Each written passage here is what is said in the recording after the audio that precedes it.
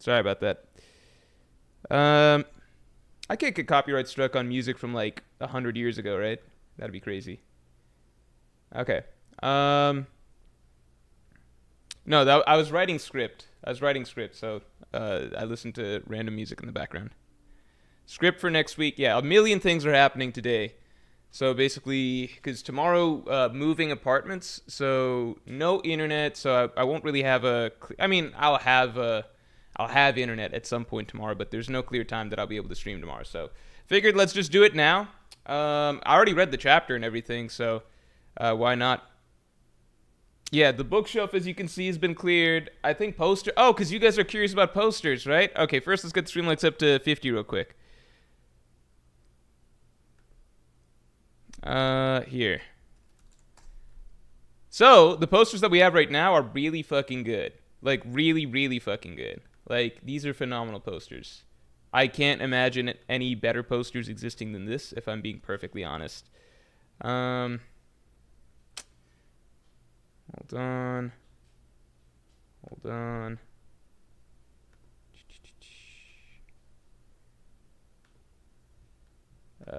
Where do I? Yeah. Okay, hold on. Hold on. Yeah, there we go. There we go. There we go.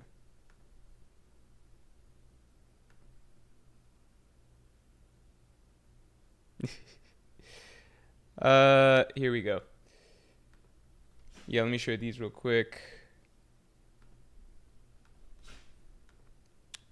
Oh, fuck. I keep forgetting that this is on the other thing. Yeah, check these out. These are fucking beautiful. Punk Hazard, I think, is probably my favorite out of these.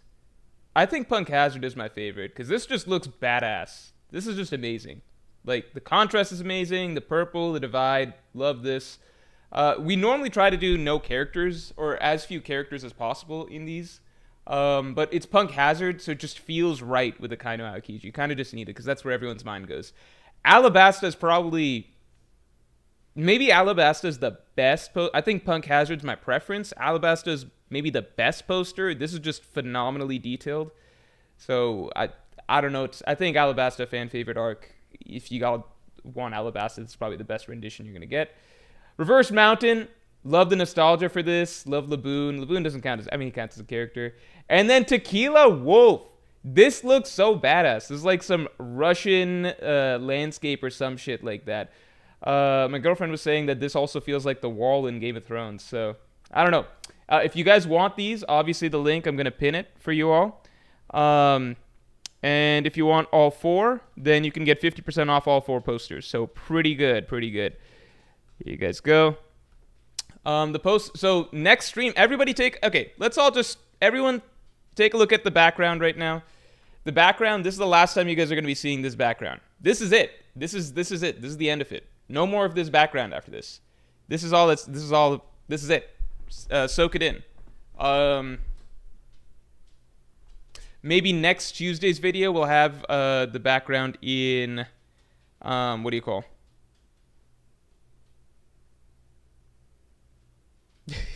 Yeah, next Tuesday's video we'll have the background in the sponsor segment, but then after that, that's just it. That's just it. Yeah, Punkcaster posters peak. Yo, that looks amazing. Yeah, if you guys want it, just hit the link. You guys can check it out. The deals on them are very good. If you want all four, because I think they're four really good posters. If you want all four, then you get 50% off on all of them. Who made them? The artist's name is Dredge. Yeah. Where's the chapter at? Oh, okay, so I can't link the chapter. Do you guys not know the chapter's out? The chapter, maybe people don't know, but the chapter's been coming out a little bit earlier than TCB these days. I'm not going to link it, but I would just type in One Piece chapter 1145 manga trend. That's where I've been reading it. I don't know who manga trend is.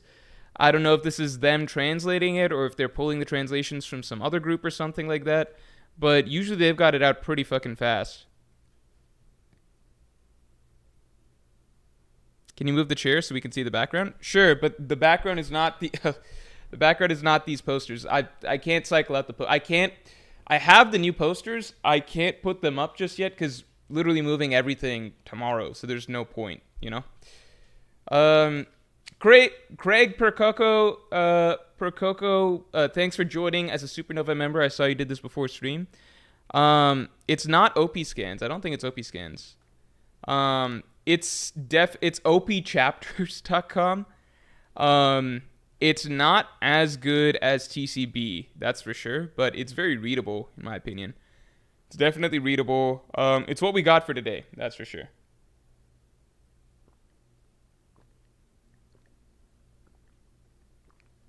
And again, I just have to, because tomorrow's just a big moving day, so no real time to do it. I don't know if it's OP scans. It's called OP chapters. Is it the same people? Yeah, manga trend is secret sauce. I don't even know if it's secret sauce, because all I do is I just type in whatever the new One Piece chapter is, I just type it in, and then it just, whatever pops up. So I think sometimes it's been manga trend, sometimes it's been something else. You just type in One Piece chapter 1145, and then something will pop up on Google. So I don't know. I've no attachments or allegiance to any one of these new school translators or anything. I still like TCB's translations the best. They're my favorite out of... It's just... I've talked about this before. Viz, more accurate, but really poor... It's not natural dialogue. It's just good for accuracy. So Viz is kind of ass. And then other scanlation sites are usually really bad with their translations. But they're early and they're faster than TCB. TCB hits the sweet spot of being like... it's like... Not the fastest, but it's faster than Viz. It's not the most accurate, but it's more accurate than the early stuff. And it's more readable than anything else. It's the most readable. So number one, readability. Second, in accuracy. And then, I don't know, it's like, it comes in a little bit slower than some of the other ones, but you're getting the other things for it. Renju, welcome to Pirate King tier. All right, for those of you who don't know, Pirate King podcast, I'll be recording it pretty soon. Maybe this weekend. It depends on my time with the move, how much time I have, and if I'm not, like, tired as fuck. But Pirate King podcast is basically... Pirate King podcast is basically hour to hour and a half, usually about an hour and a half long podcast that I do where every Pirate King member can submit their question, and I answer it very in-depth, more in-depth than I could on stream. And you can ask me about anything. One Piece, other anime, other manga, other series, movies, TV shows, NBA, real life, all that stuff you can ask on the Pirate King podcast. Yeah, so for those of you who are interested, you obviously get access to all of the previous podcasts, so you can check out interesting stuff from back then. You just get a treasure trove of previous podcasts. So yeah, thanks a lot for joining, Renju. I appreciate it a lot. Yeah. Oh, holy shit. Wait. Oh my god. Renju, you're a huge YouTuber. I did not realize that. Thanks for the support, man. What the fuck? Renju has 1.42 million subscribers. Thanks very much. The least I'll make you a mod. That's the only other thing I can do. Thanks a lot for the support, man. I really, really appreciate it. Let's see. Your channel is... I don't fully understand, but it's something to do with Fortnite and stuff like that. I don't understand the Fortnite. I played Fortnite once. Damn. Yeah, thanks for the support. I really appreciate it. Checking out the official just to compare translations is always worth to do, in my opinion, says Chris Morales. The tricky thing with the officials is that I feel like it's worth it to some degree, but then if there's anything egregious, then usually like fucking Sandman on Twitter or like other Japanese native speakers will correct it on Twitter. So it's kind of like that's where Viz has kind of lost its one big edge. Its one big edge was that it's official, and it's in theory got the most accurate translation. So like you get clarity on that stuff. But then you realize that, okay, even in terms of accuracy of translations, it's not as good as just a guy on Twitter. So it's the tricky thing.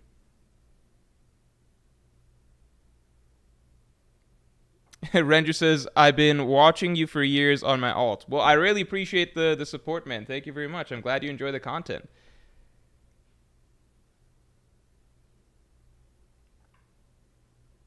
Silver Teeth says, I don't understand Fortnite. Yeah, because like initially I thought I was like, because when I first played it, I was like, this is difficult because of the building and stuff like that. But I was like, I get it, I get the fun because of the building aspect. But then I found out later on they got rid of the building aspect, so now I just don't understand it at all. But I get the battle royale aspect. That's probably fun. I just have no first-person shooter skills because I didn't grow up playing those games. So that's not my forte in terms of games I want to play. If I had first-person shooter skills, then I'd probably love Fortnite. Marty says, hey, Morj, this is my first time catching you live, and I've been keeping up with your videos since I was a freshman in college, Whole Cake Island days. Holy shit. So literally, the Whole Cake Island days was when my channel started, pretty much. I think I started towards the end of Whole Cake Island. I'm 27 now with 2 kids, and Morj and One Piece still goated. Insane. Thanks so much, man. I really appreciate that. Holy shit. Damn, how time flies.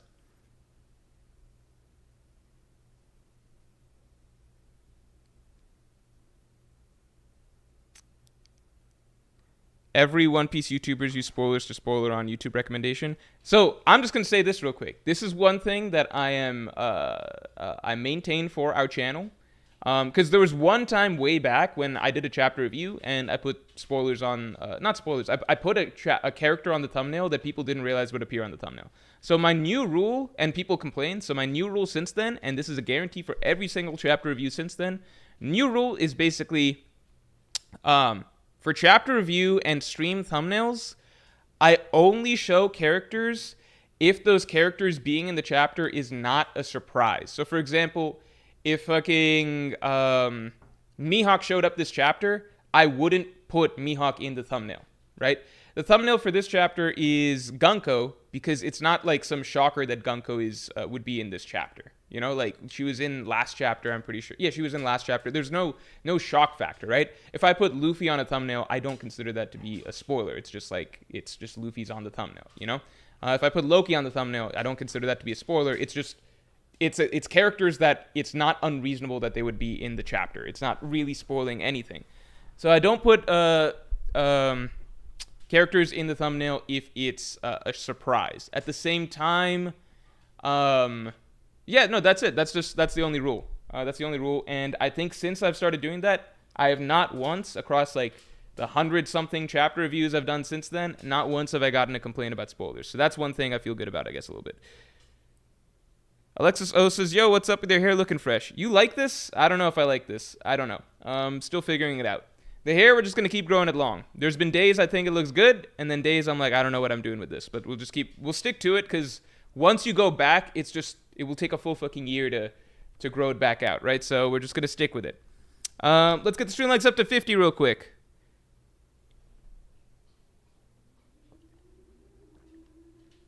So one thing I want to discuss real quick is also, how do we feel about Gunko? Who's watched the latest video? If you haven't watched my latest video, you guys should check that out.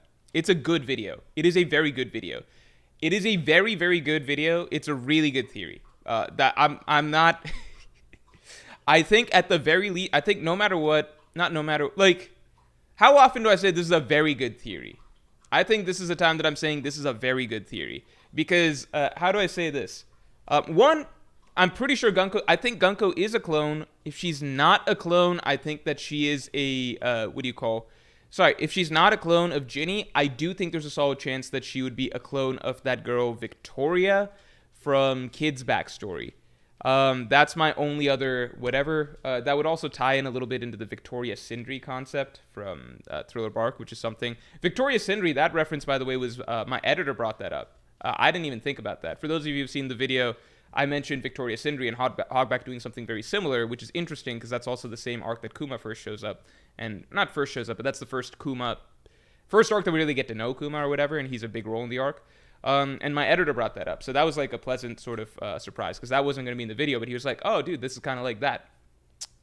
Anyway, it is a really good theory. I know because after I usually know if something's a good theory if like the theory evolves as I'm writing it and more things keep falling into place. And second, at night, Monday night, I'm sitting down to review the video, right? The editor's turned it around and stuff, so I'm sitting down to review the video. And if I start watching the video, and like all the way through the video, I'm like, each part of it, I'm like, oh wait, that makes sense, and that makes sense, and that makes sense.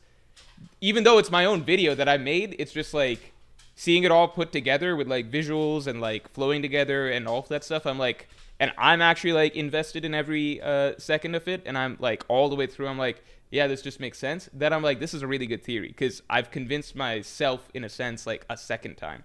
Meek, thanks for the 5. Hey, not sure if you care or not. Update on the TCB side of things. Will release within the next 30 to 40 minutes, doing last minute proofreading. Oh shit, but Meek, I thought that you don't work with TCB anymore. Are you back with them? Thanks for the update. Meek used to be a TCB translator. I guess that changed, I thought, for a bit, but now you're back on the team? I guess we'll see. Mavahid Sadegi, thanks for the 2. Keep that hair long. We need some fun. Yeah, I'm going to keep it long for a bit. What do you... X Hero says, Morj, what do you think of the Nintendo Direct? What do I think of the Nintendo Direct? It was exciting. I think, okay, it was a little bit... Okay, I got overly excited about, because I saw, the first thing I saw, I think, was that the Duskbloods thing. I saw the From Software game trailer trending. So I didn't see the trailer itself. I just saw some images, and I was like, oh shit, From Software is releasing a game, and it's like Nintendo exclusive or whatever. So I went in probably most excited about that. I also saw on Twitter Smash 6 trending. So like, I think some of the early things I saw before I sat down to watch the whole Nintendo Direct was just the trending stuff. So I was like, Smash 6 trending, Smash 6 trending, Duskbloods trending. So I went into the Nintendo Direct very excited about those things. First thing obviously kicks off with Mario Kart. Great I think that what they're doing with Mario Kart is fucking crazy. I've never been a huge Mario Kart person myself. I play with friends. Like, it's the kind of go-to game if I'm playing with my friends from back home in Baltimore. So it's just like, if we want to hop on a call just to catch up, then we'll probably play Mario Kart just in the background because it's just a very casual game that we can just talk through or whatever. So this is perfect for that. Actually, I should message them and be like, oh shit, look at this. Maybe I'll do that after the stream. But yeah, I got excited about Mario Kart. And then it's cool that it's cool that the Switch is going to have so many other third-party titles. It's cool. The Switch seems advanced and stuff like that. I love that it's bringing back old games. So like old games backwards compatible, even the GameCube store games and stuff. So I can just play like Wind Waker or something like that. That's fucking awesome. Big, new GameCube controllers. That's huge. And, the other big thing is I was curious what would happen if Smash Bros. Melee, would be ported to it, or not ported, but made available in the store, but they're not doing that. I think they're scared of Melee. I think they're scared of what it could do popularity-wise. So they're not doing that. The world would change if Melee was allowed to be just easily accessible on the on Nintendo's consoles, but they fear that, so they don't do it.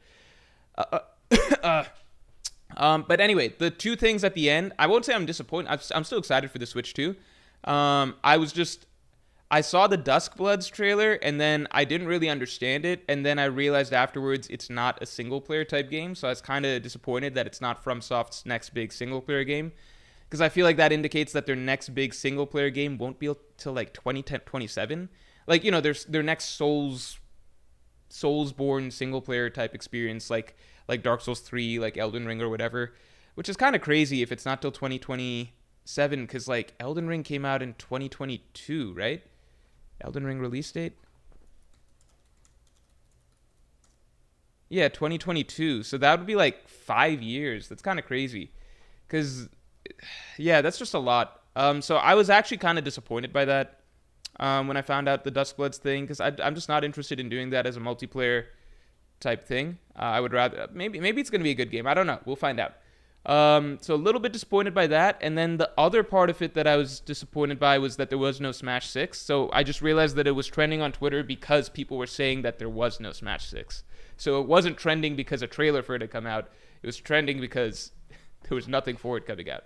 So those were two minor disappointments. But overall, like, it seems like it's going to be a really good system. I saw a lot of people complaining about the price.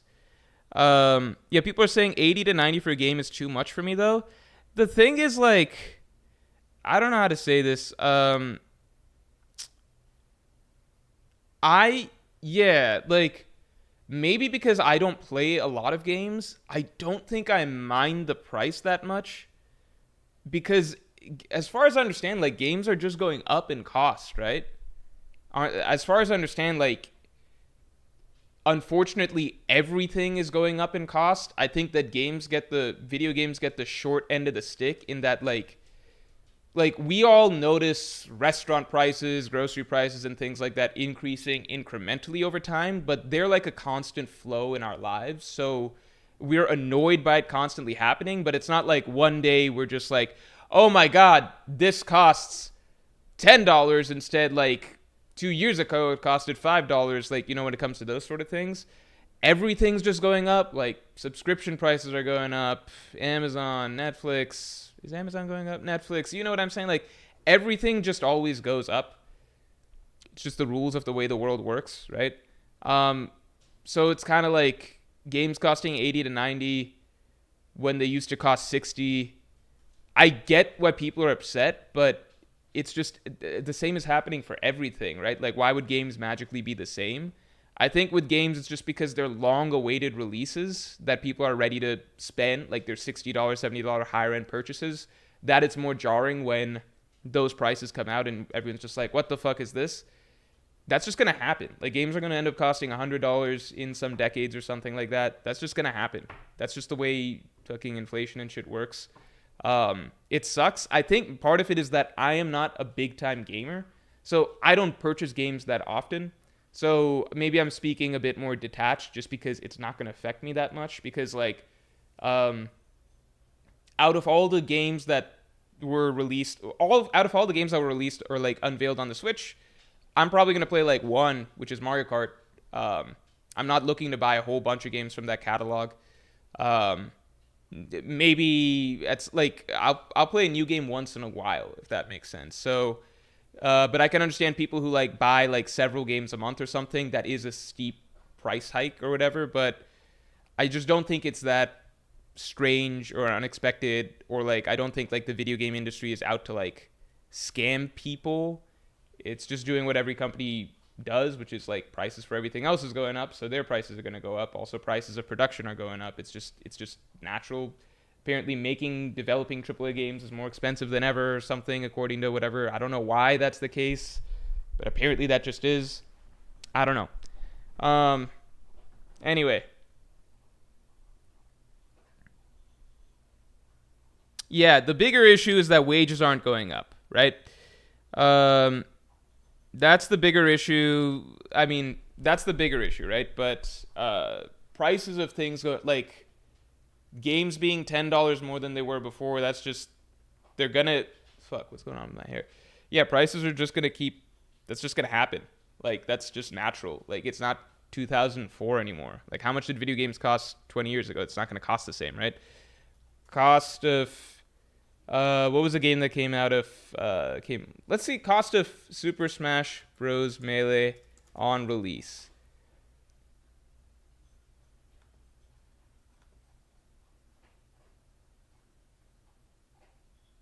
How do I see cost of video games over time?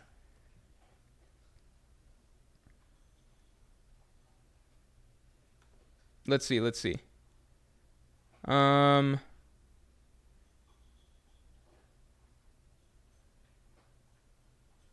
According to this, you guys won't like this, but unless I'm reading this chart wrong,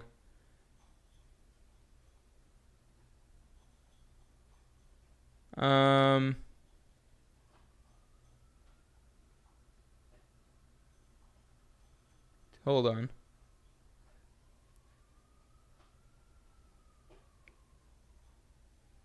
It seems like games actually have gone down in price when adjusted for inflation over time. So that's something to consider. Apparently, they were more expensive price-wise, like in the 90s and mid 2000s. So I don't know. That's just what I'm reading. I might be wrong. This is just some Reddit article or whatever. Like this is just what I'm seeing. It's just some Reddit article. So no need to put too much stock into this, but this is just what I'm seeing. So like this is what this person says. This person says that inflation adjusted price it's actually lower. Although the actual USD price has been going up, the inflation adjusted price, it's lower now than it ever was before. So I get that it sucks that the prices are higher than ever before, but that's not like them randomly increasing the price. The bigger problem is like wages haven't gone up, right? Like the amount of money everyone's making hasn't gone up as much, but I also shouldn't speak too much as though I fully understand the details of economics and inflation and everything, even though I should because I'm a government politics major and I had to take multiple economics classes and stuff. But I forget those things, and I don't care about those things in my adult life as much, or the finer details or whatever. But I don't know. This is what this chart is saying. That's all I got to say. That's my thoughts on the matter. Obviously, I would like if things were cheaper. Everyone would like if things are cheaper. But I don't know why it's super shocking that games prices have gone up than they were like, yeah, it's not like 2005 anymore, right? Okay, continuing on.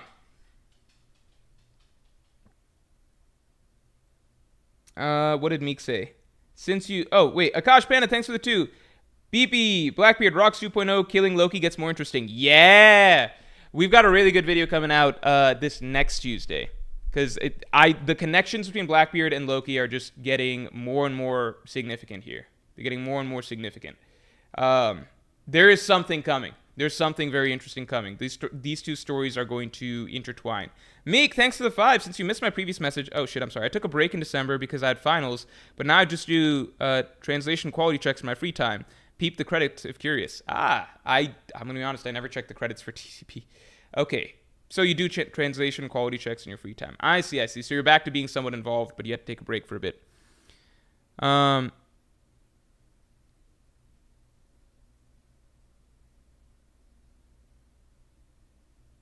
Andrew Anami says, Morj's inner businessman siding with the multi-billion-dollar company. No, I want games to be cheaper also. I would like them to be cheaper also. I'm just saying that this isn't that... this is just... It's just literally the same thing that's happening with everything, right? Like, it's just part of the... I think... How to explain this? It's just like every single industry this is happening. Like, everything just naturally gets more expensive. I think it's just because games are like a specific singular release that everybody waits on the edge of their seat for, games get the spotlight for like, oh my god, the prices went down for this specific thing.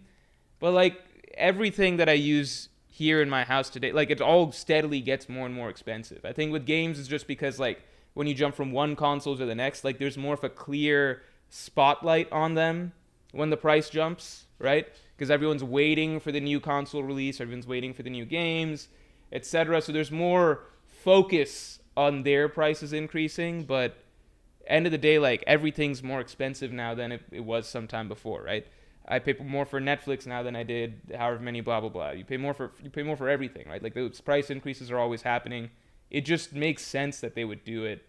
It's not, I don't know. I'm just saying, I don't know why everyone's shocked, and it's just, you just expect, like, I've already penciled in 10 years, video games will probably cost $100. It's just the way that things are going to go. It's just the way life is.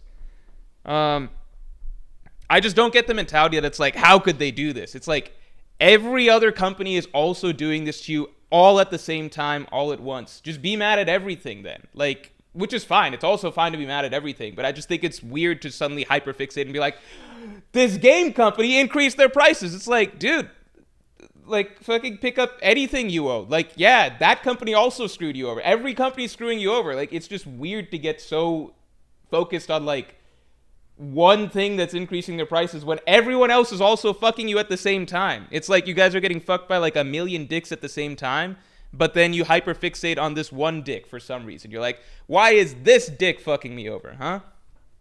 Like, it's nonsensical at a point. Anyway. Marcel Beans, thanks for bringing a Pirate King to your member for 15 months. Evening, Morj, man. 15 months already. Yeah, thanks a lot, man. I really appreciate it. Like, seriously, that's a lot. I hope you've been enjoying the Pirate King podcast and everything. Why are those posters missing on your wall? Shall I buy new ones for you? I wonder where I can do that. If you would like to buy new posters, You know something that the price has not increased? In fact, there's new deals every day. The posters that you want to get for your walls today are exactly the same price now as they were when we first started releasing the collection. So no poster inflation happening here, folks. There's no poster inflation. Why am I still sharing this? Oh, I'm not sharing this. Okay. Yeah, no poster inflation happening. So if you want the posters, feel free to go check it out at the Morj store.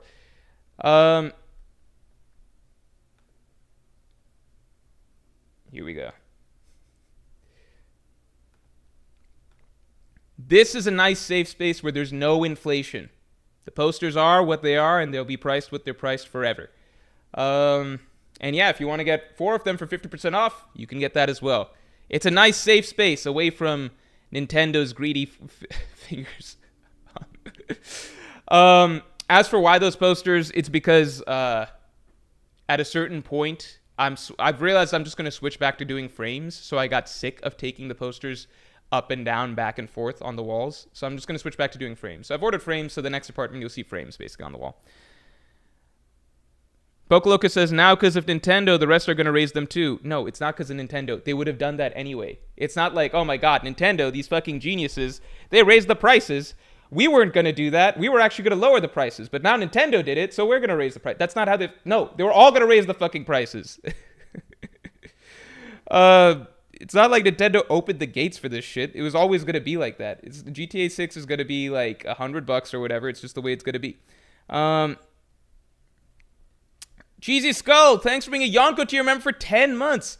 Hi, Morj. Hope you had a good week. Do you think Kid will get a fight in Elbaf? If so, who? Oh, that's a good question. Will Kid I think Kid needs a fight in Elbaf. I just don't know who the fuck he could get a fight and a win against. Because, like, I think there's no... Maybe I'm underestimating the Gods Knights right now, but I feel like... I don't know if, like... fuck, my hair's fucking knotted and shit.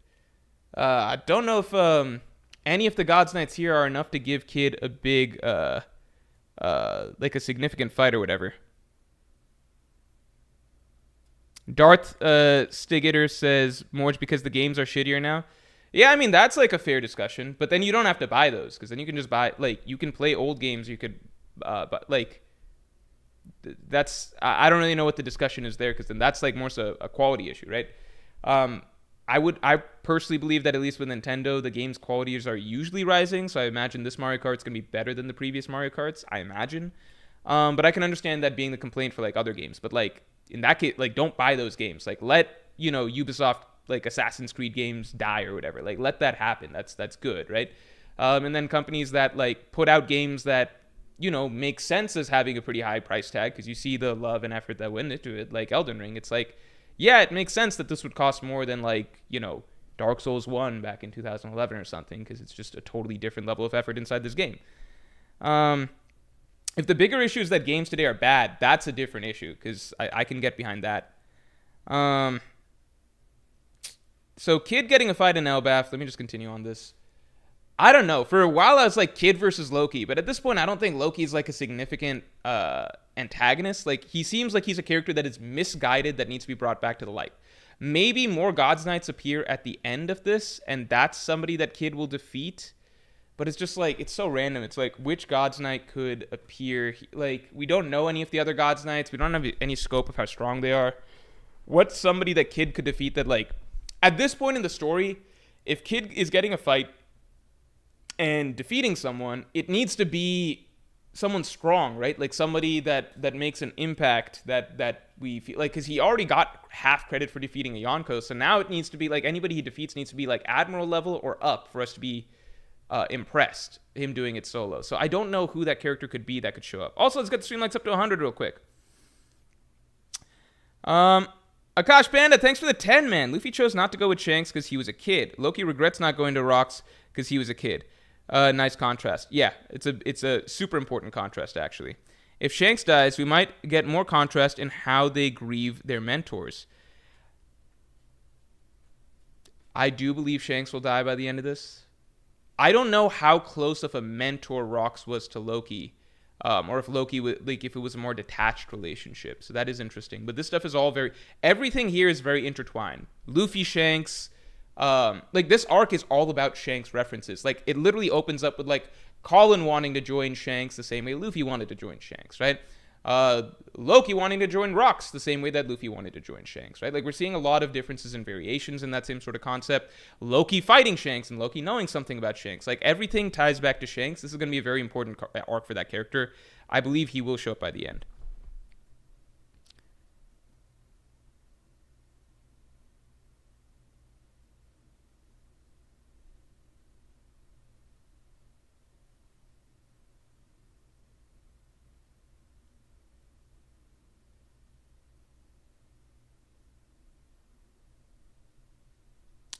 Um, where are we at? Keenan, thanks, man. Thanks for the long time support. Always good to see you on streams and happy hours and everything, man. Amazing direct, but you ruined some of the great momentum you had by asking for $90 for a hard copy. It'll turn a lot of people off, even if justified. Yeah, I don't know about justified or not justified or whatever. I agree that it's really, really fucking expensive. It's just like, I don't know. The tricky thing with games is that like nowadays games are bigger too, right? So for me, it's like hard to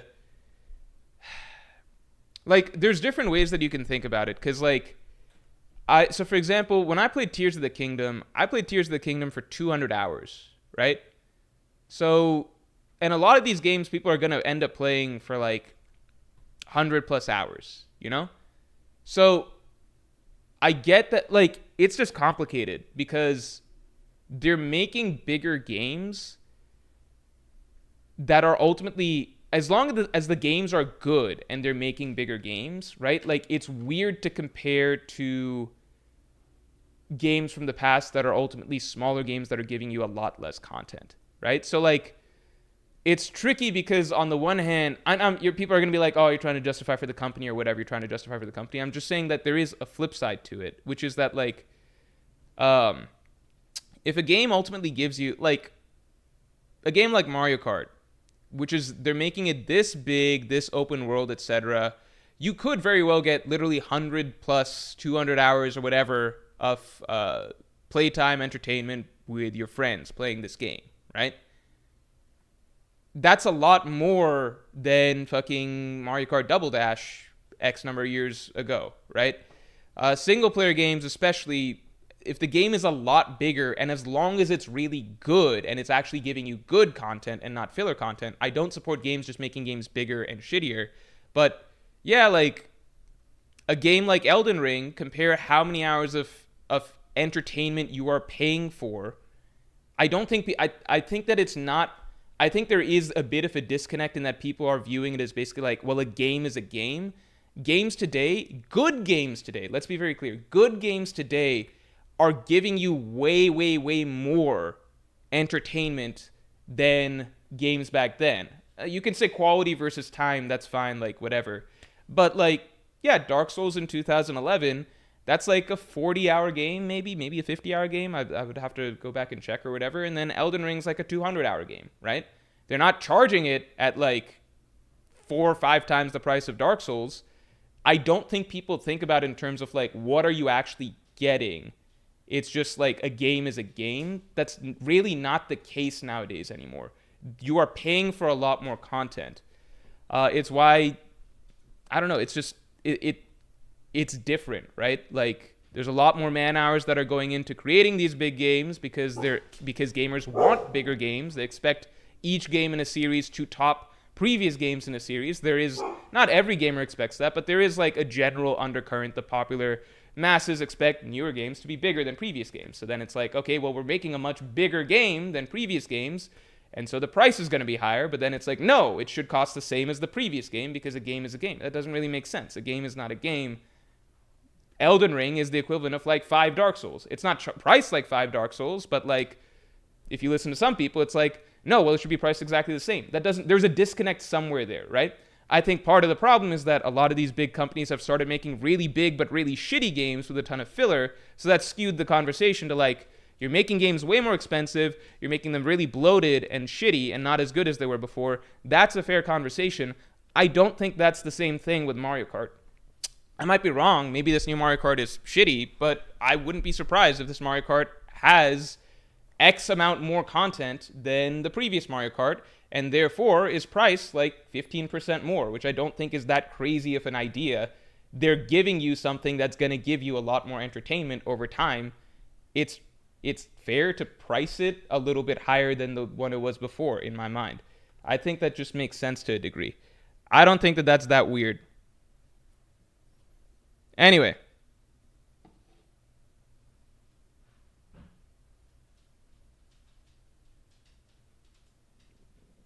If people want to explain to me why that's incorrect, you can explain to me why that's incorrect, but like not every game is the same as like the game that like it's I don't know. I don't know what to say.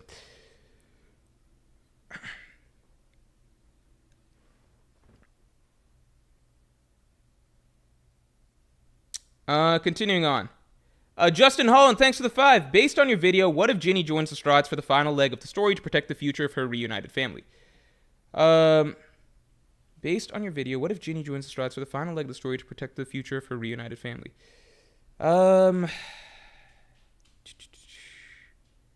I think I really think that is a strong possibility, because I do feel like not Ginny. I don't think Ginny necessarily. I feel like Bonnie joining might make sense, because I feel like this is set up to really close out Bonnie's what do you call?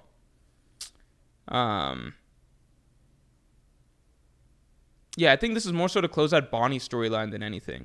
I don't know.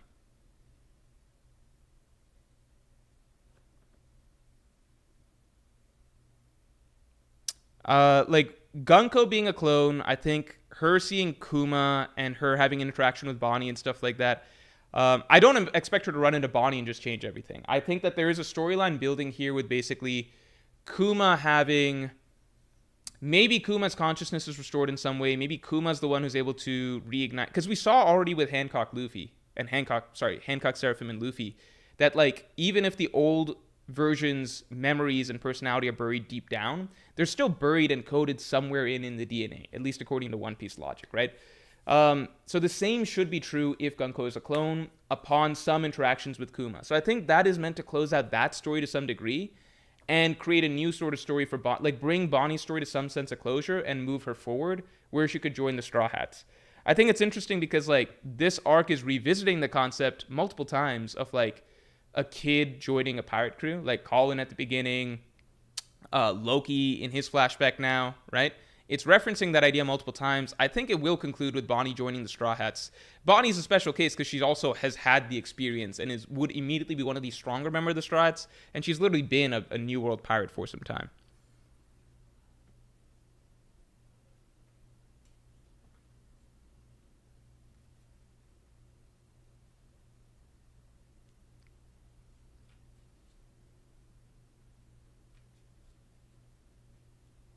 Doogman11, thanks for the 10. Rox and Garp probably got along pretty well since both of them like to beat kids.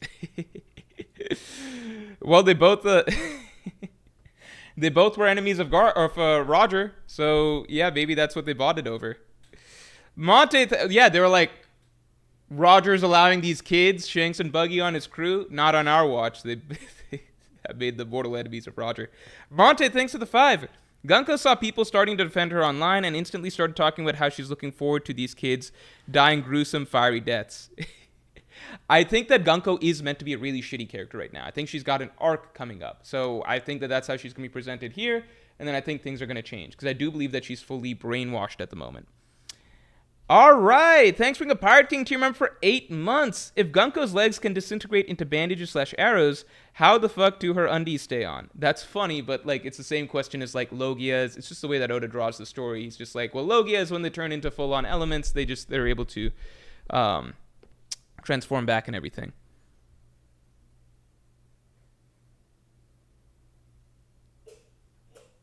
Oh, is TCB out? I might take a look at TCB real quick. Let me see TCB just to see any... Yeah. Oh, no. TCB's not out. TCB's not out. Let's get the stream likes up to 100 real quick. Bonnie soloed the New World. Yeah, Bonnie's actually pretty impressive. I low-key think Luffy wouldn't have lasted as long in the New World just because he can't navigate and do shit. But Bonnie was somehow able to literally get by. Like, doesn't make sense. Like, no navigator, just getting by island to island. I really don't understand.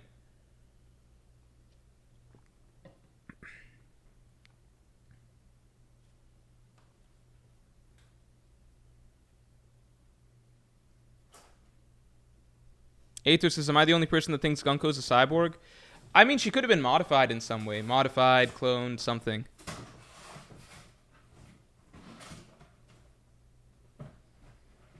Yeah, I think Bonnie has to move with the strides. I think that's her general direction from here on. Someone let me know when TCB drops, because I can read through TCB's chapter just to compare. Meek did say we would drop somewhat soon. You guys might hear some sounds like boxes and stuff in the background.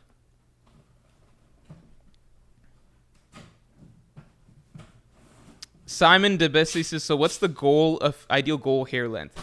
There really isn't. That's the catch. There's not an ideal goal.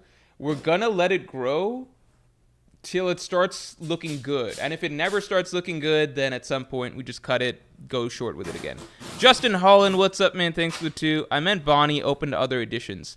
Yeah, I think Bonnie joining makes the most sense. I think Kuma and Gunko's storyline could have some closure like that. Closure could mean a lot of things. It could still mean, for example, Kuma gaining consciousness, being able to speak to Gunko in some way, sacrificing himself, something like that. Like, that could happen. How do I say this? Like, that could be one. Or he could not sacrifice himself. Maybe he and Gunko end up living happily ever after, something like that. Because that was one of the beautiful things about the Kuma Ginny storyline, was that it was this romance that never really happened, right? But it should have happened. Like, Ginny felt it, Kuma probably felt it inside and regretted it afterwards. But it was a romance that was never to be, that just never happened. The beauty of it happening after both of their deaths, in a way, like Kuma died in a sense once. Ginny herself died, but she was left behind in some format, if that's possible. The beauty of them being able to reconnect in that way, I think that's something that's really, really potentially powerful. Also, let me do a quick poll. How do you guys feel? Have you guys all seen the Gunko Ginny theory? I strongly encourage you guys to go watch that. Obviously, it's my video, but like, I strongly encourage you guys to go watch that. Here we go. Do you believe Gunko is a Ginny clone? I just want to see how many people are on board. Yes. Gunko. Yeah, I'll just do yes, no. I think the other answer that I thought was interesting is that Gunko is a Victoria clone, just because that could reincorporate Kid into the storyline well.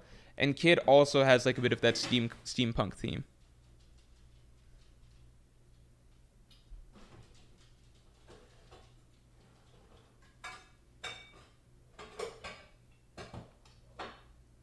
Darth Stigster says Bonnie could have used distorted future to give her a future where she knows how to get where she wants to go.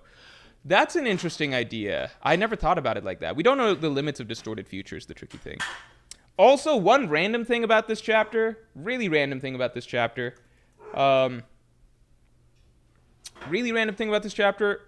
Robin did not come in clutch at all. I thought Robin should have done something here, you know? Like, come on. She has literally the perfect ability to help those kids, but she did not do it. Also, I want to do this real quick. Here, check this out. All right, are we rearranging any of these characters? Are any of these characters being rearranged? I think Loki's still my favorite. Scopper Gaban, awesome. I'm moving Gunko up. I think Gunko is very interesting. I'm going to move Gunko up all the way to... I shouldn't move her up just for a theory. Like, just because I believe that she's Ginny's clone, that's not a good way to move her all the way up. But I do believe, ever since the New World song that she played, I believe that there's more to her. So I did say I would be moving Gunko after that theory video came out. So where do I put her now? I'm going to put her high. I'm at least very interested in her as a character. I'm going to put her here. I'm very interested in her. I'm giving her the benefit of the doubt. If it turns out she is just a shitty character, she's going to go all the way back down. I mean, I think I'm going to move Gunko up to 3. Because Shamrock's not even here. And he hasn't done anything, really. These are the characters I'm most interested in so far. Loki, Scop, or most fun for me. No, because Shamrock just hasn't done anything. He hasn't done anything. Isn't it interesting?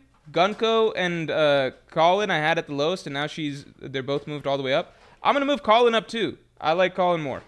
I'm moving Colin up. I'm moving Colin here. And apparently that is the correct spelling for his name, so he's going to be there.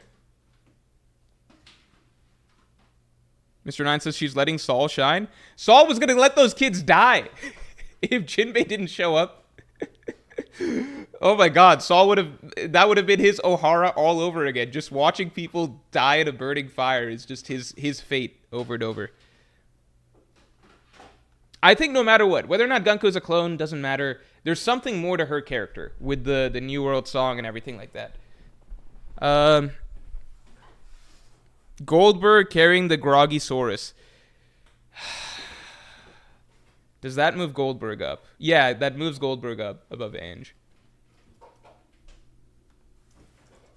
I think Goldberg could be a traitor at this point. I do believe that one of these two characters are a traitor. I just think it has to be one of those two characters. I think it has to be one of those two.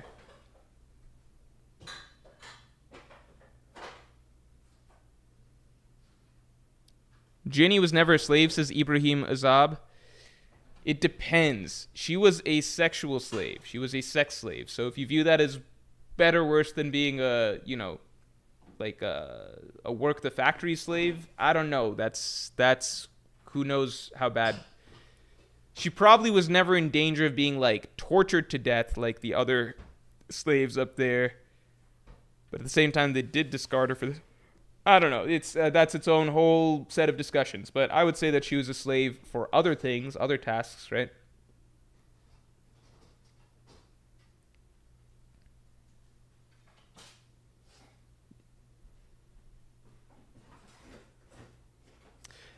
Taptio Treviso says Shamrock is literally just coasting off all the messy build-up since. Yeah, Shamrock's coasting off of his reveal. Like, the fact that he exists is what's exciting about him. But I need something more. I need him to do something. I need him to do some shit. I'm going to move Ripley below Sommers. I don't know. Ripley is a cool character. I think let's wait and see if she gets a bit more screen time.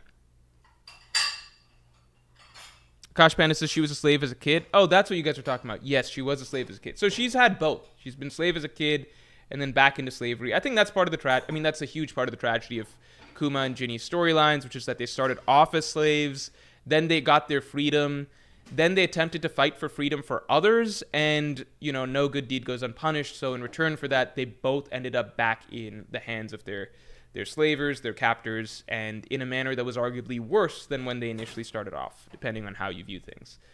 But there could be a happy ending in sight for them. I don't know. Angel Rise, thanks for the 5. Did Goldberg imply that the Giants went to battle an older Big Mom? I don't think so. Let me read that again. And again, if TCB comes out, just someone let me know.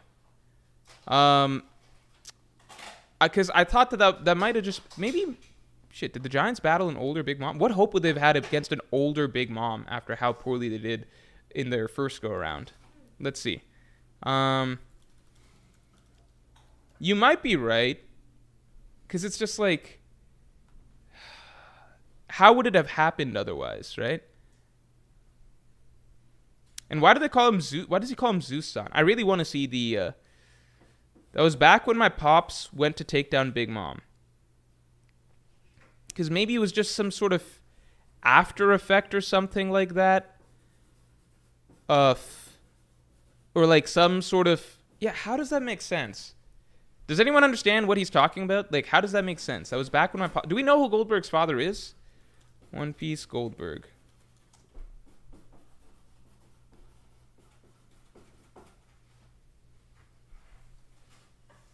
Does he have a family?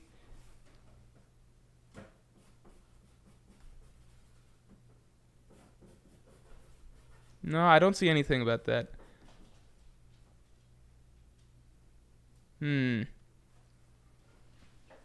Yeah, I don't see anything about that. Can anyone decipher that Goldberg statement? Maybe TCB will have shed some light on it if they would just release the chapter soon. Yeah, his dad, it doesn't say anything. Heavenly Ill says Usopp's arc. Yeah, it's looking tough for Usopp right now. It's looking tough. I still believe.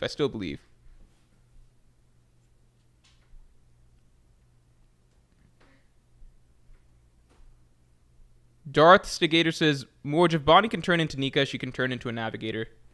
That is a really good point. I still don't understand the limits of that fruit. Is there a point where she realizes that she's like too dumb to be able to become a navigator when she grows up, and then she loses the ability to turn into it? Like, is it just when reality sets in? But it's just kind of like circular, right? Because like as long as she has that fruit, she can always turn into something. So as long as she knows that she can turn into that thing, then she should always be able to maintain that possibility, right? Savage J says, if Bonnie joins, she'd still be weaker than Jinbei. I agree she'd be weaker than Jinbei off the bat, but I think that Jinbei's still fourth. I think that Bonnie's fruit has a lot of potential, and like Bonnie's young, so she's got a lot of potential, right? So I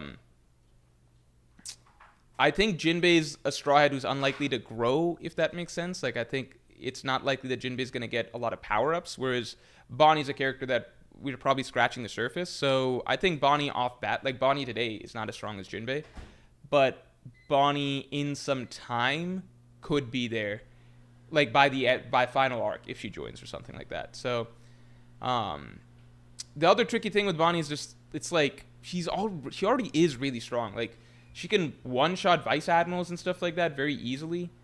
She would arguably, I would need to go back and reread some of the showings from Egghead, but I think she would arguably be like Frankie Robin plus or something like that. It depends. I might be overrating her. I'd have to go back and look. She might be higher than them. I don't remember exactly.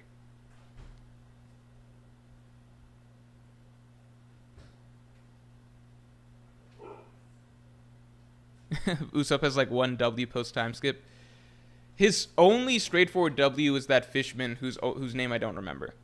That's his only true straightforward W. Sugar, it's complicated. Like those are like secret sniping W's are a little bit different, you know?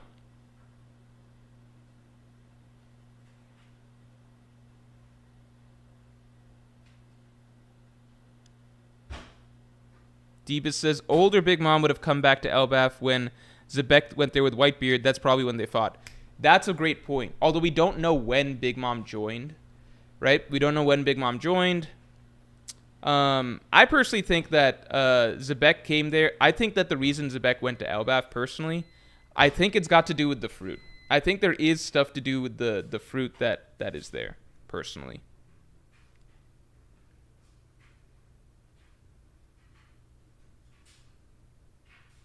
The fruit that Harold had. I don't know. Because I think it's tied to Sun God shit. Take me with you. I didn't come all the way to meet it. So I didn't come all this way to meet a snot-nosed little punk. So he came for some reason, right? Like he came to Elbaf for some reason. And as far as we know, Elbaf doesn't have a road poneglyph. I don't know if Zebek was even on. No, it's okay.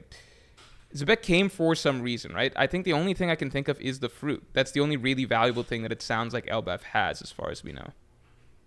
Also, I'm really curious about Scopper's line. Scopper is a very curious line here. I need those TCB translations out. I hope they come out soon.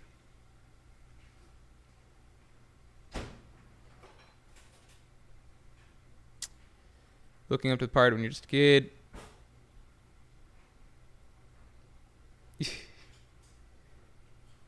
Then let's fight. You pulled a weapon on a kid. Blah, blah, blah, blah.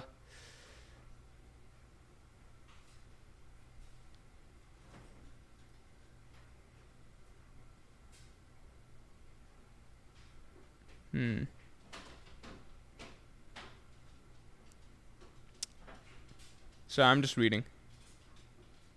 Where's that Gabon line I was looking for? It was something he said. Something particularly cryptic that he said.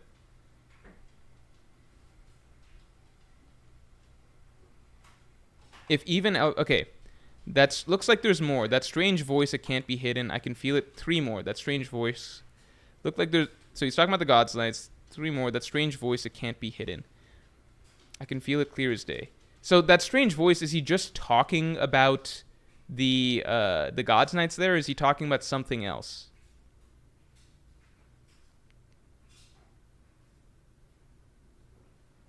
Aether says, all this is happening and we still haven't seen a sliver of the Heaven Realm. Is this arc longer than we think it'll be? It's not just the Heaven Realm. It's also like Gabon, or at the start of it, it's that note from Louis Arnott that said that, like, don't stay too long because something. Yeah, the line about the voice. Is the voice just referring to the Gods Knights?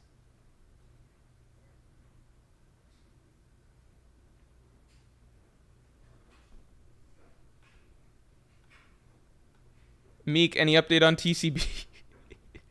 We're actually in dire need of their translation. Akash is saying it's the Gods Knights. I guess that's the straightforward thing. Remember that psychic link that Emo had with the Gorsei? That's a good point. So maybe so Gabon might really have the best observation hockey because he can sense that shit. Although to be fair, but the Strahds couldn't sense that when the Gorsei were there. Really, like some voice of Emo or anything. Yeah, I'm really curious. That's really interesting. And Gabon, yeah, maybe Gabon's just got the best observation hockey. He just doesn't fit the other characters that have observation. Like, he fits in the sense that he's a Sanji parallel, and Sanji has good observation hockey. But Gabon's personality doesn't fit with most other characters in the story so far who have really good observation hockey. The characters who are generally written with really good observation hockey are usually the more calm, level-headed, observant characters, which is like, what do you call? Fujitora, Katakuri, Shanks, things like that. Those are the characters who are written to have really good observation hockey. Even Sanji, he can get very fiery and passionate and everything, but that's when he's like, something triggers him. His neutral state tends to be actually, compared to Luffy and Zoro, a fairly level-headed, calm, clear-thinking character. So it fits that he has really good observation hockey. Gabon is more so, like, he really seems to be like more of a wild child type character and just a big brash personality. So him having the really good observation hockey is interesting. I remember even with Luffy, Oda kind of had to, like, Luffy developing Future Sight, Oda kind of had to, like, work out a good I like that Oda did this, by the way, but Oda had to kind of, like, work out an in-story reason why it would make sense for Luffy to develop good observation hockey. Because Oda understood that, like, the way that he's been writing good observation hockey users so far doesn't really line up with Luffy's strengths. Like, Luffy fucking could see some dude like Foxy in like, put on a mask in the middle of their fight and fucking get confused, right? Luffy's not... he's not observant in many ways, but then Oda wrote in the fact that, but Luffy's good at understanding what someone's true nature is, and that's how it kind of segues into having good observation hockey. So, and that was like the critical part of the Katakuri fight that Oda wrote that stuff in, and it made sense from there that, like, Luffy could see the future through that route, right? So even with Luffy, Oda kind of had to add some sort of extended reasons for why it makes sense for this character. But generally, the One Piece cliche of character, not cliche, but the One Piece category of characters who have great observation, Katakuri, Fujitora, Shanks, potentially Mihawk, they are the more, not cerebral, but again, more level-headed, generally observant, calm characters, if that makes sense.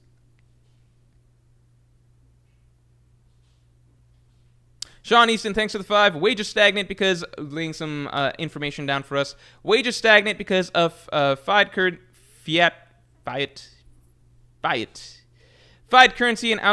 outsourcing of manufacturing. Those who benefit are the asset holders / managerial class, not producers. Well, there you have it, everybody. Sean Easton spitting facts. All right, makes sense. Yeah, Sean Easton is our guy for being fluent in anything that's technology related and I guess just general real world facts and economics and all that stuff, information related. Calm and collected. Yeah, I would agree.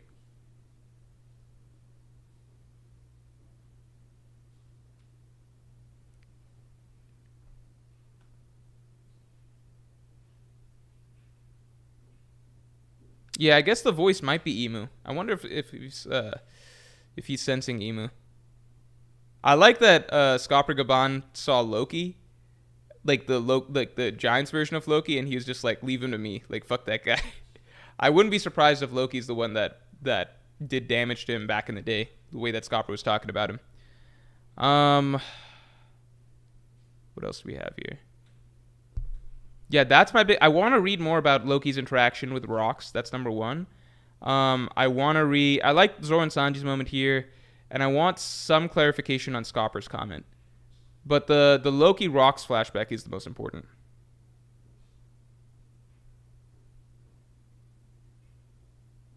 Sean Easton, thanks for the 5. All that to say, don't be surprised when people incentivize / half forced to do a thing, do a thing. All right. Brim, thanks for the 5. Yo, Morj, heard you got into manhwa recently. I highly recommend Legend of the Northern Blade. Phenomenal art / fights and a solid story. I don't know. I think Omniscient Reader is next because I have the volume of that. There's a lot of things that have been recommended. The beginning and the end or something like that. I even put on episode 1 of God of High School.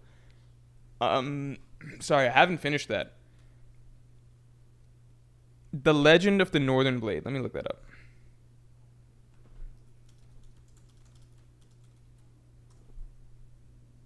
You know, I saw some video come out recently that said that Korea as a nation is going to collapse or something. It was a Kurskagats video.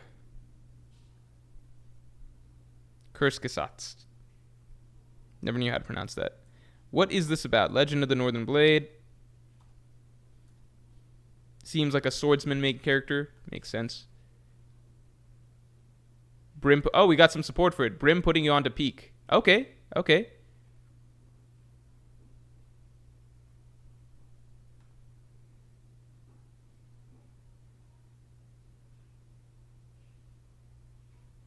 Oh, New X7 says, check. Can someone repeat my special comment? My comment, I'm broke at the moment. I'm sorry. Hold on. What you say? I got you, New X7. Hold on.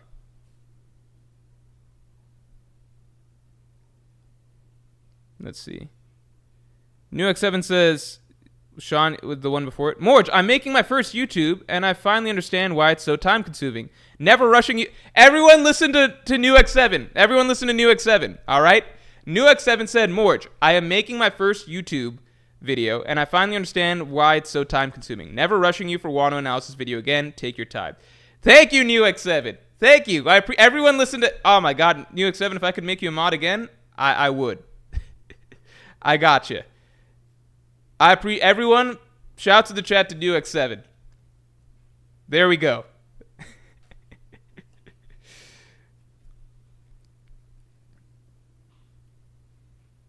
Van Lee says, Omniscient Reader gotta be the best, to be honest. Novel was amazing, but Northern Blade was really good also. Okay, all right, so good. I'll make a little list. Let me make a little list. I'll just add them to my list of things. Here we go. Omniscient Reader's Viewpoint, so I'm going to be reading that. And then, what is this? Legend of the Northern... What is it? Legend of the Northern Blade. All right. Legend of the Northern Blade. What's Legend of the Northern Blade about? I see Omniscient Reader has a lot of good reviews on my anime list. As does this other one. Obviously, my anime list doesn't know everything. For example, it has... For some reason, the idiots on my anime list have Fire Punch rated somewhat low. Fire Punch is so good.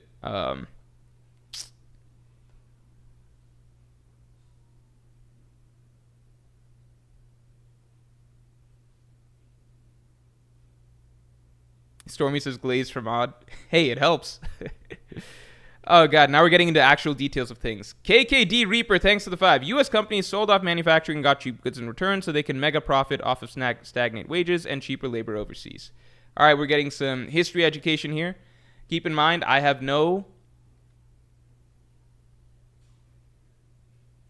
am not a valuable source on this. So I'm just repeating the things that people are saying here. That's it. That's all I got to say. KKD Reaper spitting facts as Ender and Ami. All right, so apparently that's what we did. Seems like that's correct. Northern Blade is revenge story. I'm not huge on revenge stories generally. That's one of the reasons I really enjoyed Fire Punch, because like it flipped a lot of that on its head. Revenge stories don't really get me going that much. It depends. I think maybe it's just complicated. I usually just don't get behind them that much. I don't know. There's so many revenge stories, but maybe that's one of the reasons I didn't care for Berserk. No, I didn't care for Berserk. I really, really like Berserk. I really, really like Berserk, but I guess what I'm saying is I think that's one of the reasons I'm not huge about Guts. Guts is one of the things. If Guts was a differently written character, because he's a phenomenally written character, it's just not my type of character. If Guts was a different type of protagonist, I might enjoy Berserk more. But yeah, just watching him be out for blood for so long and then going through the motions of like focused on revenge. Okay, we're going to leave revenge alone for now and focus on preserving what we've got. Oh, but I still like revenge. Oh, I'm going berserk now. To be fair, he never says I'm going berserk, but like it is funny that there's a meme that like, you know, it's just the meme like, oh, he's gonna morb now. I don't know. Like in Berserk, like for as great as Berserk is written, it is very much a thing that like there are chapters where it's like, oh no, now he's going berserk. They don't literally say that, but that's what's happening. It's like, oh shit, it's a chapter where he's going berserk. And then he yells and stuff, and then all the drawing gets really like crazy and everything. And then sometimes he puts on his special armor, his berserk armor, when he's really mad. I don't know. That just doesn't fuel me that much. I'm just generally not moved by that. Because it's not, obviously Berserk is amazing. It's just, I'm saying like things that personally really move me. Gear death. Yeah, basically. Neox7 says it's berserking time. Yeah, man, like it is unironically in Berserk, like it is like very often it's like bad guys, something to do with Casca.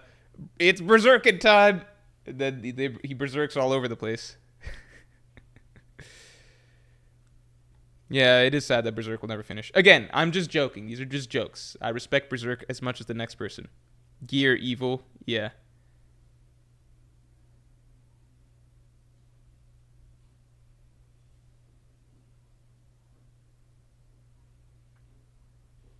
Musashi starts bloodthirsty and changes so much over the story. That's interesting. I like that.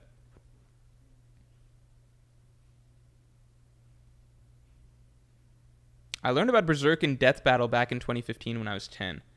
Does Death Battle pit characters from different stories against one another? Because Berserk's like relatively grounded in characters strength-wise. I guess except for the God Hand, because then that's like, it's just a huge gap there.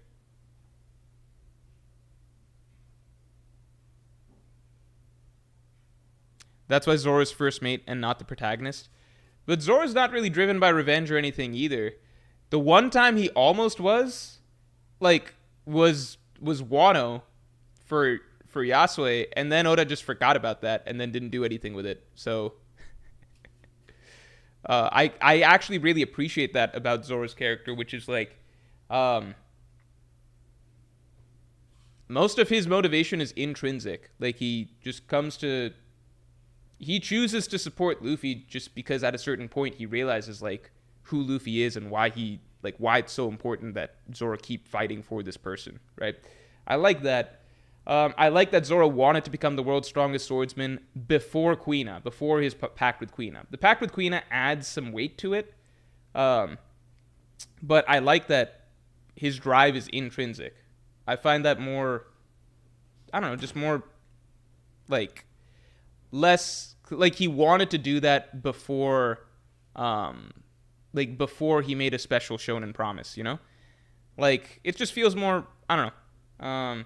Like I don't think Michael Jordan made some sort of friendship pact with anybody when he was growing up that like one of us will become the best basketball player ever, and then his friend died and Michael Jordan had to carry that promise. I don't think Kobe Bryant was like one of us will have to become the best basketball player in the world with his best friend growing up or whatever. I don't think LeBron James had to do that. You know, like it's just some people just got that dog in them, and that's what I like Zoro for. Like sometimes you just want that. It's not even sometimes. It's like the majority of the time. Like most people don't make some special childhood promise to a friend that dies. That's like shonen shit. Like more human shit is just having a drive. You know, that's just human.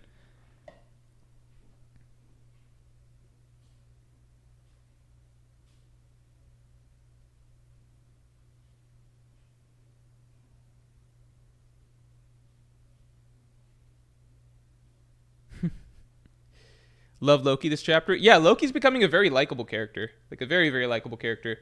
And his dynamic with Luffy is pretty funny too. I'm curious like how long it will take for him to heal up and get better.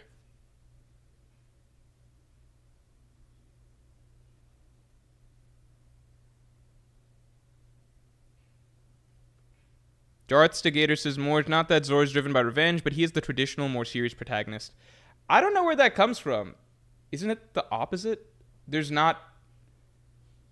The traditional protagonist is Luffy's character type. I think Luffy's a phenomenal version of that character type, but if we're talking about shonen, it's the flip side. You don't really have serious protagonists. They all have to be these goofy, these lovable goofballs without a brain, right? Goku, Luffy, Naruto, Asta, Shinra, Natsu. Stop me when what about who's the I guess Ichigo was like the black sheep almost because he was like breaking that mold, but everybody else is basically this you know that category of character, right? They're all just variations of that concept, right?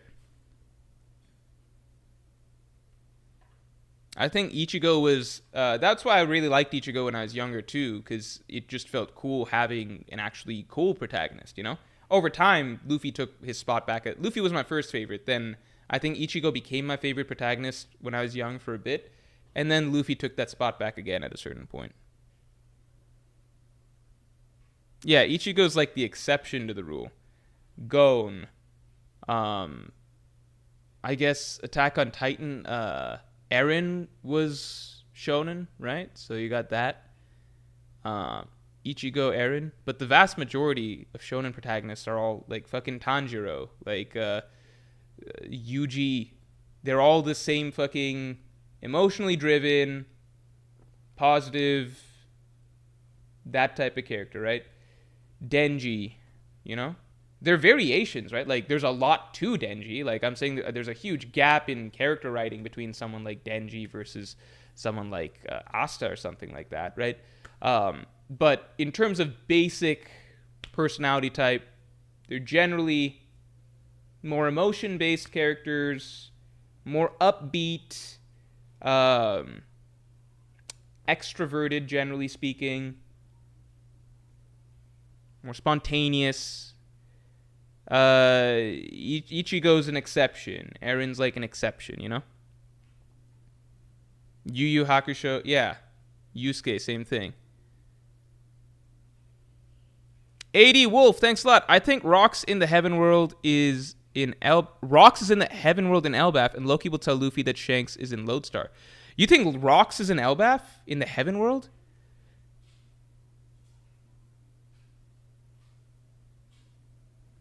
What? There's no chance of that. I need mods to ban anybody that says anything about Chainsaw Man right now. No, mods, please ban anyone that says anything about Chainsaw Man right now. This is very important. Please ban anything. I'm not looking at chat. I'm gonna get a drink of water. This is emergency alert. No mentions of Chainsaw Man at all. Please, thank you.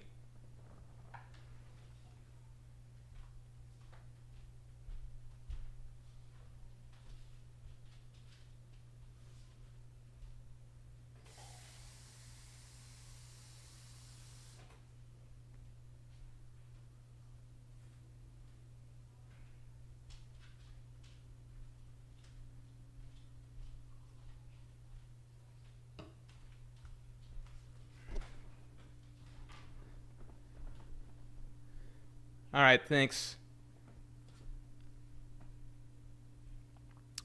Tapio Treviso says it's our archetype that's great for growth. Yeah, I agree. It lends itself pretty easily to that. It lends itself pretty easily to that. It lends itself well to shonen writing because I think with any characters that are a bit more serious and cerebral, you need to write the story in line with that, so it just becomes a little bit. It becomes harder. It's more demanding to write that type of writing.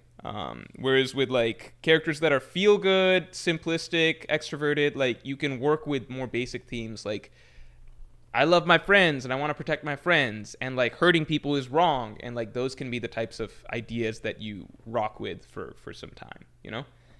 You can work with simpler ideas.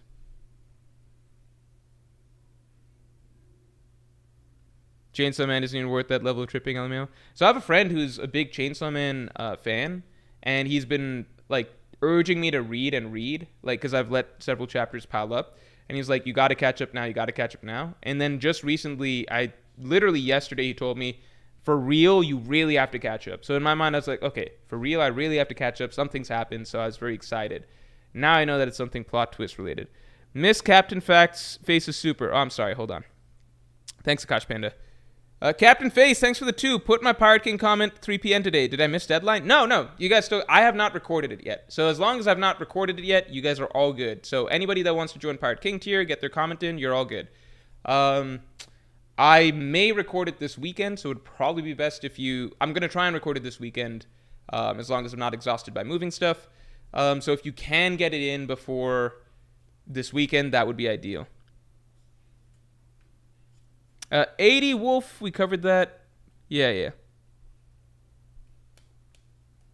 Lincoln's last card says Light breaks the mold. Yeah, the problem is that Light was a fucking antagonist. And I don't think Light really grows over the course of the story. I like... I think there's more... Wait, hold on.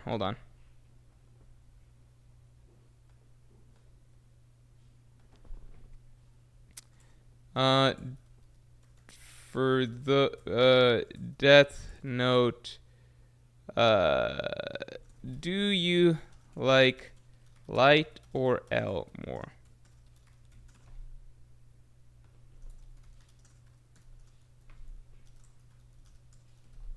Curious.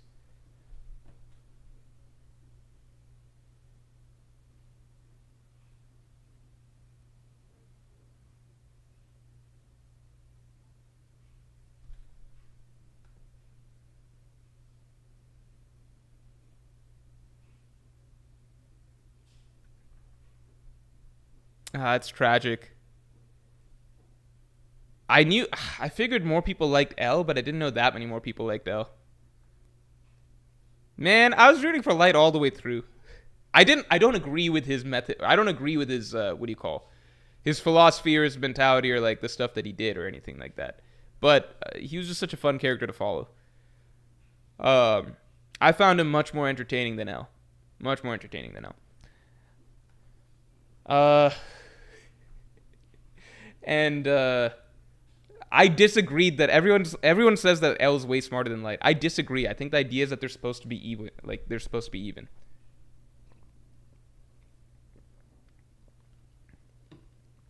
I think that was the concept, that they're supposed to be even. If the author didn't do the best job in like communicating certain scenarios or whatever, or like or wrote it in a way that certain scenarios seemed like it made L look bad, I don't know. I still think Light's gamble was like the most ballsy, intelligent gamble that, like, to me was the way he pulled that off was more the most impressive section of the story, I think. Although it's kind of a boring section of the story, but I still think it was, I don't know. But I understand the argument for L. It's like, well, Light has a fucking death note that can kill anyone from wherever. I get it. It's just, I didn't think it was... I get that if you simplify it, it seems like one character has literally god powers and the other doesn't. But I feel like if you look at the actual context of what they both had to work with, I feel like it was pretty even in terms of difficulty. I don't know. I think the idea is that they're supposed to be even. L had much more aura. I disagree, because I'm just like... Well, no, I guess L had... Yeah, like L's more reclusive and like oddball or whatever, but I thought Light had a lot more aura. L seemed goofy to me always.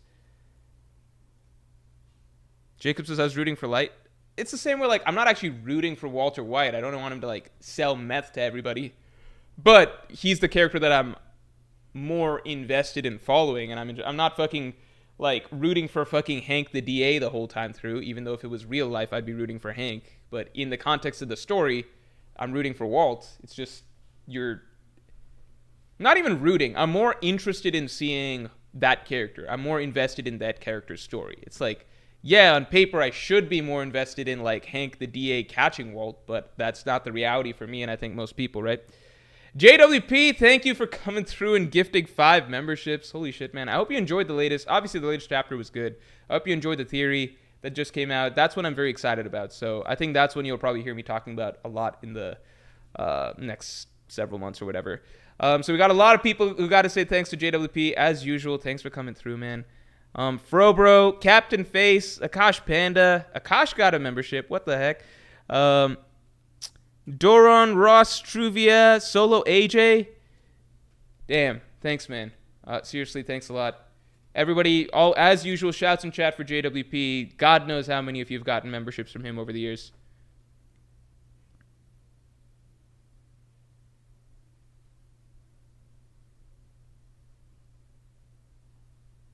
Hold on, catching up. Captain Face says the start to the stream is bizarre, funny, and epic. What's the start of the stream? Is that talking about Nintendo stuff? Ace but comeback, thanks to the 2. Top 5 Nolan films, Morj? Mine is Interstellar times 5. Top 5 Nolan films. I'm gonna say off the top of my head, and then I'll look through his filmography and think a little bit. Honestly, Dark Knight is my favorite Nolan film. Dark Knight.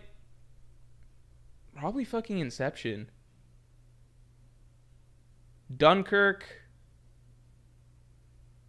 Interstellar. Maybe interchangeable with Dunkirk. And then Shutter Island or Oppenheimer. Unless I'm forgetting something. Let me see.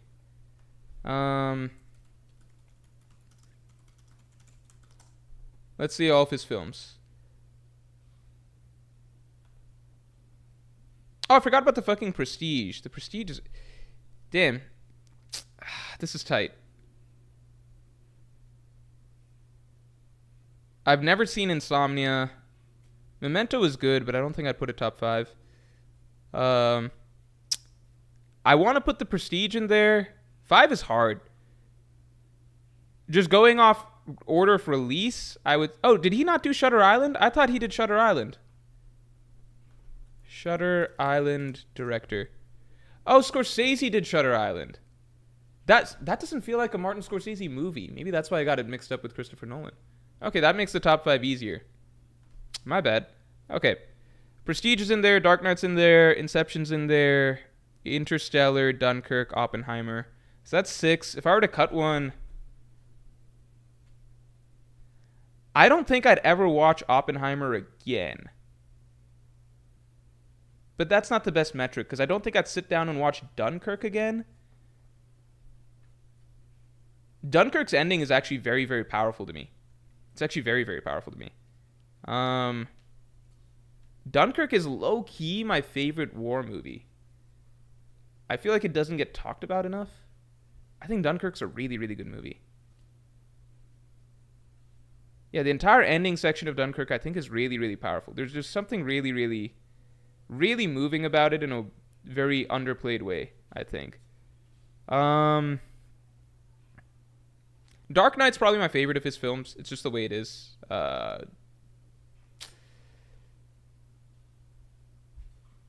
Maybe Inception gets cut. Inception was really, really cool for its time. Like, for its time, it was like a revolutionary movie. I think it gets talked about less now. Yeah, maybe Inception gets cut. I think I like The Prestige better than Inception. I know I like Dark Knight better than Inception. I think I like Interstellar better than Inception. I think I like Dunkirk better. I think I like Oppenheimer better. I think Inception gets cut. Yeah. And then how I'd order those 5, I think I'd put Dark Knight 1, and then it's hard from there. Probably Oppenheimer 5, and then the rest can be mixed and matched a little bit. Between Prestige, Dunkirk, and Interstellar, I think it's... probably like Interstellar better than The Prestige. Interstellar is hard for me to rank because like the tricky thing with Interstellar is that my favorite movie is 2001: A Space Odyssey. Okay, so that's my favorite movie of all time. Interstellar, if you've seen that first, Interstellar is not as I think it's hard to not look at Interstellar with very critical eyes, especially the ending. I feel like for a lot of people who didn't see 2001 Space Odyssey and saw Interstellar, that's like Interstellar becomes a very revolutionary film. Um, so Interstellar is hard for me. And then Dunkirk I actually really, really love. So maybe I'd put, I don't know. I don't know. It's hard to say. I like all those movies quite a bit. Yeah. Captain Face, thanks for the two. Starts with classic music and you don't acknowledge it. That's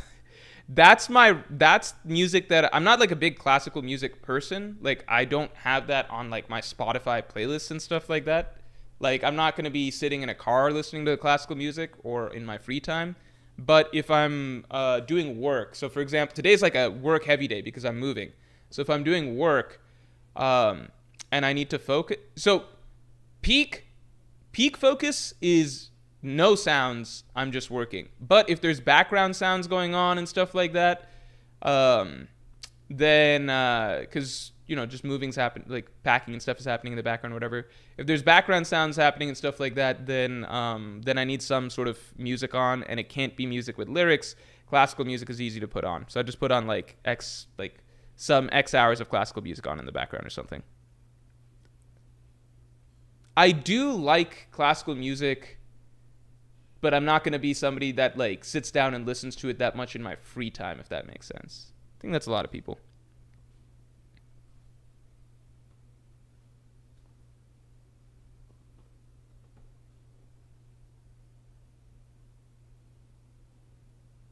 Yeah, that was a big point. Interstellar made people realize how black holes are actually shaped. I thought that was a really cool point.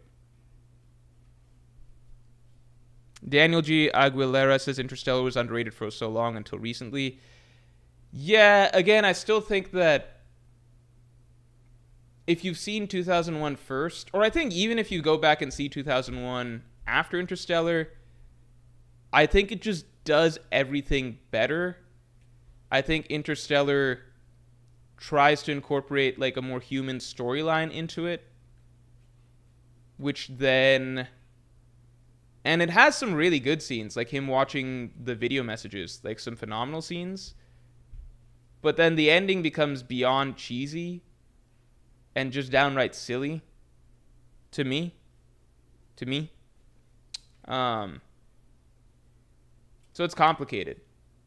I thought it would be like a step beyond 2001 A Space Odyssey, because it's like, well, now it's like God knows how many, like 60 years later or whatever in terms of filmmaking. But I still feel like as a interstellar trip across the cosmos, 2001 captures the imagination a lot more and feels like a much more abstract spiritual journey, or however you would like to describe it for me. But Interstellar's soundtrack is phenomenal. The acting is really good. The emotional scene of him seeing the video messages is obviously phenomenal. Yeah.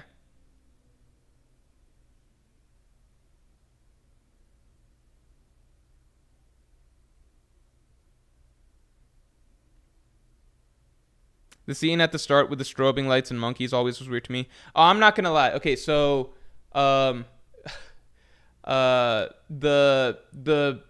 2001's broken up into 4 acts.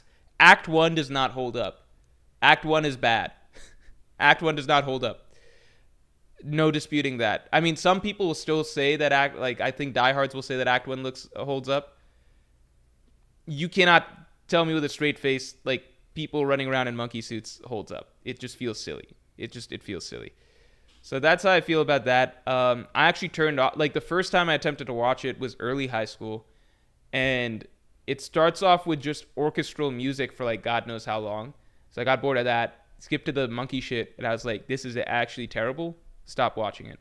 Gave it a second go around at the end of high school, and once you get past it, the good thing about the movie is that like every section is better than the previous section, in my opinion at least. So every section better than the previous section.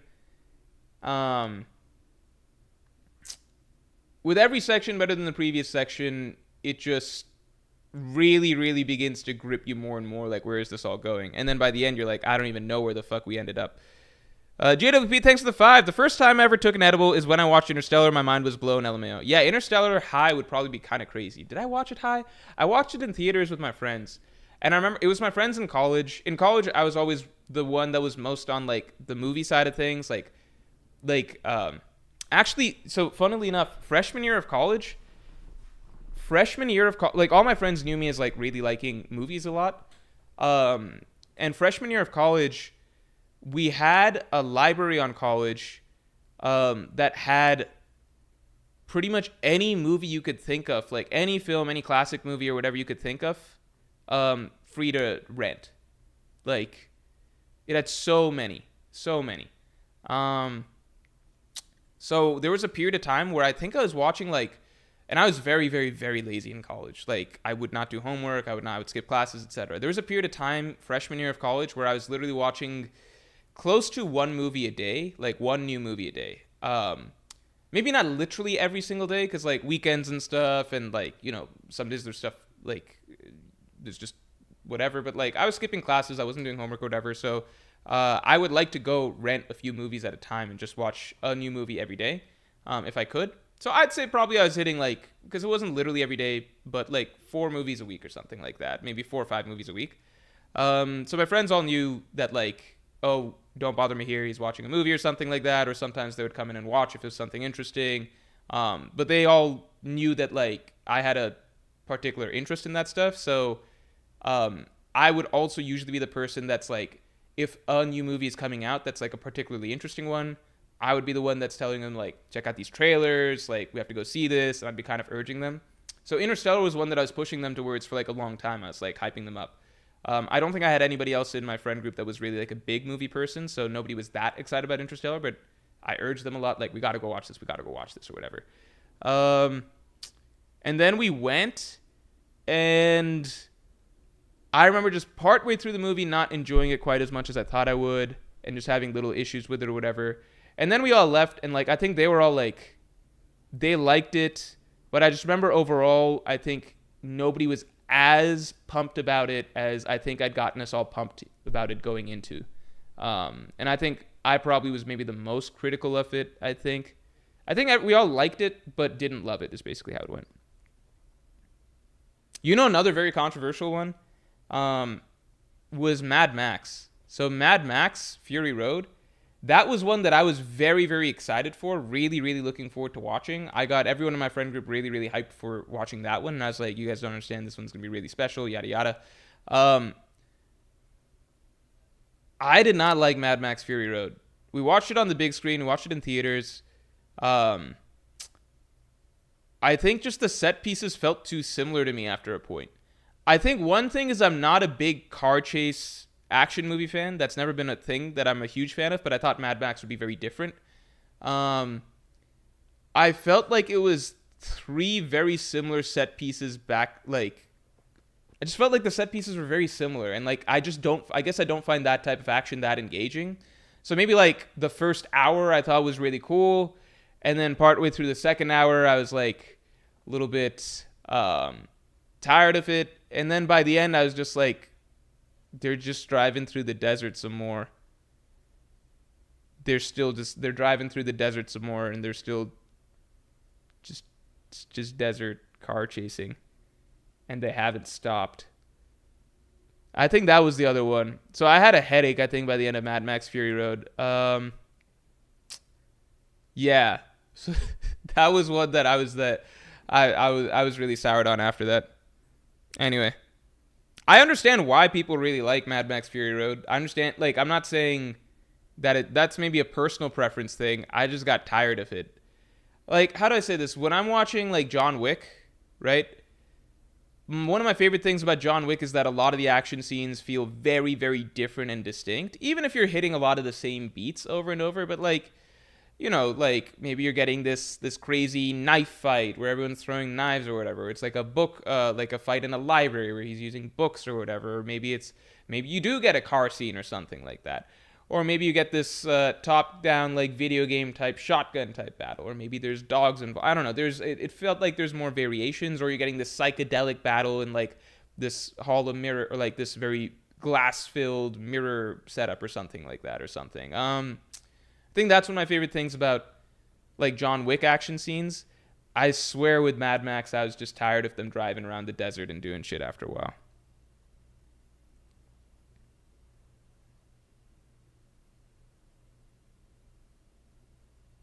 Aespa Comebacks says you cannot complain about Mad Max with that criticism. I don't know if I'm even complaining. I'm just saying that's what my experience is. I'm not saying it's a bad. I don't think I ever said it's a bad movie or that this is why it's not good. I'm just saying I got tired of them driving around the desert with the same car chases over and over. That's just what I got tired of. It's just I think I like more variation in action scenes, and maybe there was, maybe I'm misremembering. Maybe there was a lot of variation, but it just blurred together for me for whatever reason. I think the setting being the exact same for the entire film maybe burnt me out, or maybe it was just a bad day. Maybe I had a headache for some reason. JP, thanks for being a member for 24 months. So in Gunko theory, does Kuma still die at the end? I still think it's possible that Gunko and Kuma go out doing some sort of a sacrifice. I think the only big thing pointing to Kuma's death to me at this point is because I think the fruit is supposed to be passed on. I think his fruit is supposed to be passed on. That's my only thing I'm still clinging to. But I would not be surprised if Oda ultimately gives them a happy family ending or some shit. I haven't seen Furiosa. Go rewatch Fury Road? No, why would I? Why would I rewatch Fury Road when I just explained to you why that's not, like, I watched it in theaters on debut, really excited to watch it, and I didn't enjoy it then. Nothing is going to change for me watching it again, because it's not the type of film where it's like, oh, maybe you didn't enjoy it the first time because there's like some hidden depth that you didn't like. No, it's what you see is what you get very much, which is that this is a cool action set piece movie. I watched it in the best possible environment I could. I didn't like it then. It's not magically going to change for me. Teptio Treviso says we need Vivi to gain the devil fruit. Yeah, I'm hoping for that. YY7 says Morj has no attention span. You know, we're talking about Mad Max Fury Road, right? We're not talking about like the fucking Godfather. We're talking about an action movie with car chasing. Isn't it the other way around? How's that attention span oriented? You're saying that because I didn't care for the film that's like Hot Wheels, cars vrooming around and people punching each other, and I didn't find that stimulating, that means that I have a poor attention span? Are we talking about... Are we you know, we're not talking about like fucking like Oppenheimer here or something like that, right? Or fucking a Raging Bull or whatever. We're talking about a car chase movie with cars chasing each other with people in skulls and guitars and shit, right? You know? I'm not sure how to respond to that. That's a very strange comment.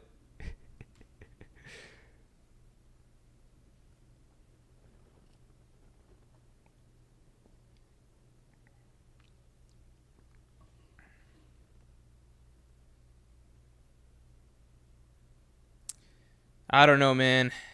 If Kuma, I'm gonna just reserve thoughts on Kuma for a while. I don't know.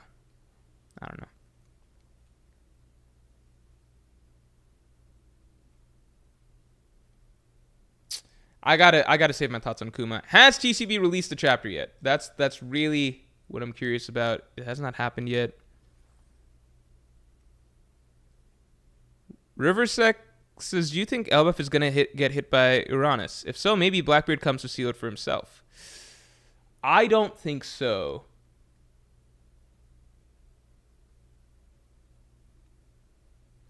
Could the paw fruit reflect Uranus? Wouldn't that be kind of insane?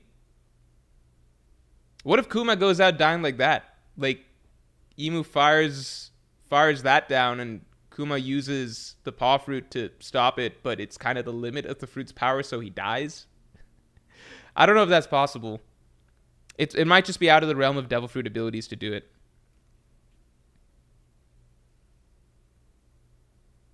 Andrew says Giannis had 35, 17, 20 tonight, lol.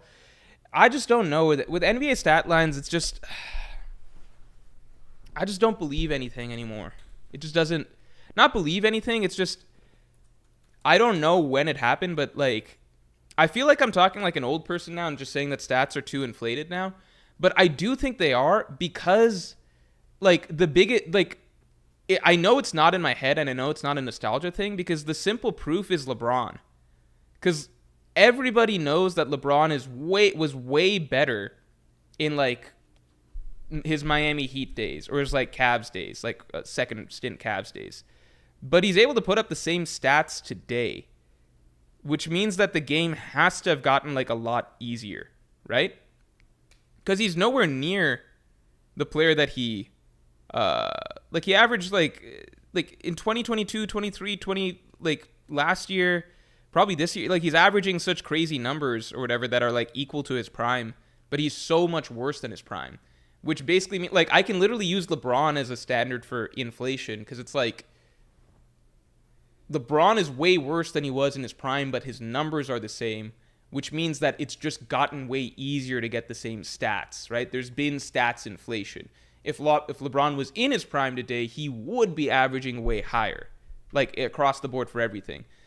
That's obviously a variety of reasons. Pace of play has gone up. The paint's been cleared out much more with all the three-point shooting, all of that, right? So it's not like it is like an old head, like, because I really do hate when, like, people, like, old head players, like, hate on the modern era and they're like, oh, things are too easy, yada, yada, yada. Because I really hate that, and I think that's terrible for the game. But at the same time, like, it feels annoying to me to some degree that it's not acknowledged as much that, like it's two things, right? Like, I think if there was a way to, like, acknowledge that stats have gotten way easier to get, but it's still, I wish there was a magical way to, like, really, like, even things out and be like, yeah, well, this is what it would have been back then. And I don't think it's points per possession because that doesn't account for how spacing has changed either. So it's hard to say.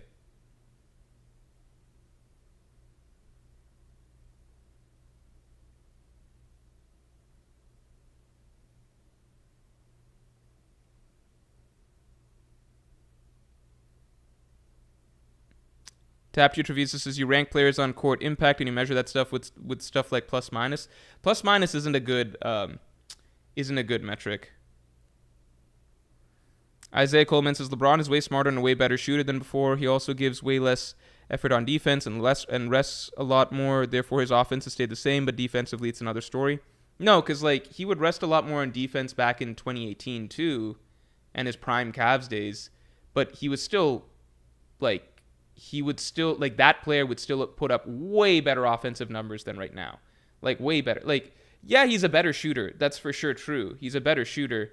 But before, he could just score like a madman whenever he wanted. Like, it was so easy for him to just drive by dunk, drive by layup, do whatever. Like, so much easier to bully players, so much easier to get points. He hasn't become that, like, he's not better offensively than he was now back then. Like, you could, if you don't want to compare to Miami Heat days or whatever, compare to second stint Cleveland or even like 2020 Lakers LeBron. Like, the reality is that prime LeBron back then would be putting up way better numbers now, especially with the paint so cleared. So it's just like, I think that's the biggest thing. Teams are more spread out, so it's just way easier to drive. There's just much more open space. There has been an uptick in, like, how to get more efficient shots. There's more actions that are run, which I don't pretend to know all the full terminology for, but there's, I'm learning. I'm trying to actually watch advanced stuff to get a better understanding. But, like, teams run much more effective plays to get their best players, like, easy shots. So there's a lot that happens, but that is partly why I'm just like, Giannis getting those numbers, like, I just know that prime LeBron could get way better numbers than that. It's just not going to be reflected because it's just things have gotten easier, right? I didn't even watch Kobe, and I'm not a big Kobe fan. But him getting 81 points back then, I truly feel like it's the equivalent of getting 100 points today. I truly feel like things have gotten that much easier. Because, I just see I've seen those, like, it's not just LeBron. Like, forget, if you don't want to use LeBron as the example, I see the other players. Steph Curry, right? Like he's having so many 50-point games this season. Steph Curry today is not as good as he was 3 years ago. He's not. Like you can see, you can tell. Like if you've watched the same player, he's not. But it's easier for him to score. Kevin Durant, like he was putting up 50, 40, 50, 45, 90 numbers like the last couple years or whatever. Maybe not this season. I have to check again this season. But he's been putting up amazing stats and everything like that. He's not the same as like 2014 Durant or like Warriors Durant. It's not. Like he was way more athletic then. He could drive easier. His jumper and everything was like just as good and everything. Like he's clearly a watered down version, but the points just come easier. Like all the scoring is way easier. So like forget LeBron. If you want to try and finagle like how LeBron, the amount of energy he spends or whatever. Like I've seen all these players in their prime. They're somehow able to put up their same numbers while still being much worse players, which means that it's the game that's gotten easier to score in. It is just the way it is.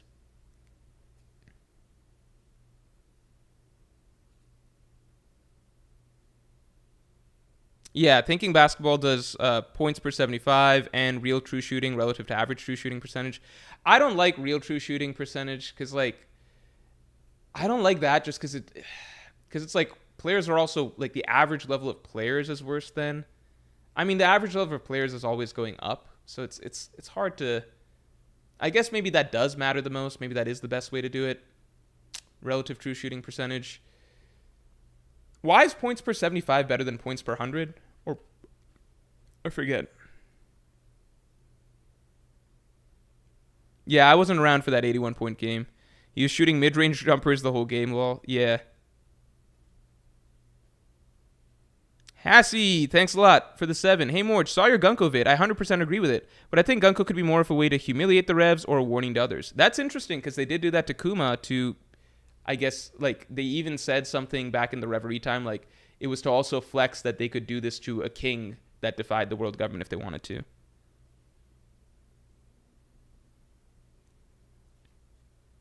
Isaiah Coleman says, if it's easier to score, would it mean it's harder to defend? So here's the tricky thing. I definitely think that it is harder to defend now, but defense hasn't gotten worse. Defense has gotten better. It's just that, because, like, a lot of things... Like, it's weird. Like, they talk about hand checking and stuff like that, but you watch games, hand checking is literally allowed. Like, I watched people play defense. I watched the Grizzlies play defense on Steph, like, 2 nights ago or a night ago or whatever. They're hand checking him. Like, it's a thing. Luka even did an interview asking, like, JJ Redick. Like, JJ was like, what do you think about hand checking rules changing and stuff? And Luka's like, what's hand checking? And JJ explained it, like, when they put their hand on you. And Luka's like, well, they already do that. Because they do. If you fucking watch Luka play in the playoffs, like, defenders are putting a hand on it. So I think the hand checking, I think that's like the biggest piece of propaganda ever in the NBA that I've seen, like from the old generation that like, oh, it's because hand checking, whatever, blah, blah, blah, blah, blah. Like they couldn't have played back then. They have hand checking now. And if you actually go back and watch just straight up game footage for a while of games back then, hand checking's not that big of a thing. Like it's about the same amount of hand checking back then as it is now. Like it really, really is. It was just technically illegal back then, but not. The big thing that changed is zone. It's kind of crazy that zone defense wasn't allowed back then. So that's made things harder, obviously. But in terms of like, is it harder to defend in general? I think defenders are much better today. I think they're much better today. I think the thing in terms of how defense has gotten harder is that teams have more, they are able to manipulate, like they have more schemes and are able to manipulate defenses a lot better to get their players open shots. Like there's way more screens where like the way the ball moves and those like the triangle, which was so revolutionary back then, is like archaic now, right? What was I saying? Yeah, so that's one in terms of like just teams' offensive game plans have become so much more, so much sharper. That's one. Two, it's harder to do team defense because everyone's spread out. So like if anyone gets penetration, then it's like you got a double and then it's a drive and kick, yada yada. Yeah, and then the other thing is just like I said that pace has gone up, right? Pace has gone up. That's not a defense type thing. That's just like you're gonna get more shots and more attempts on scoring if pace has gone up.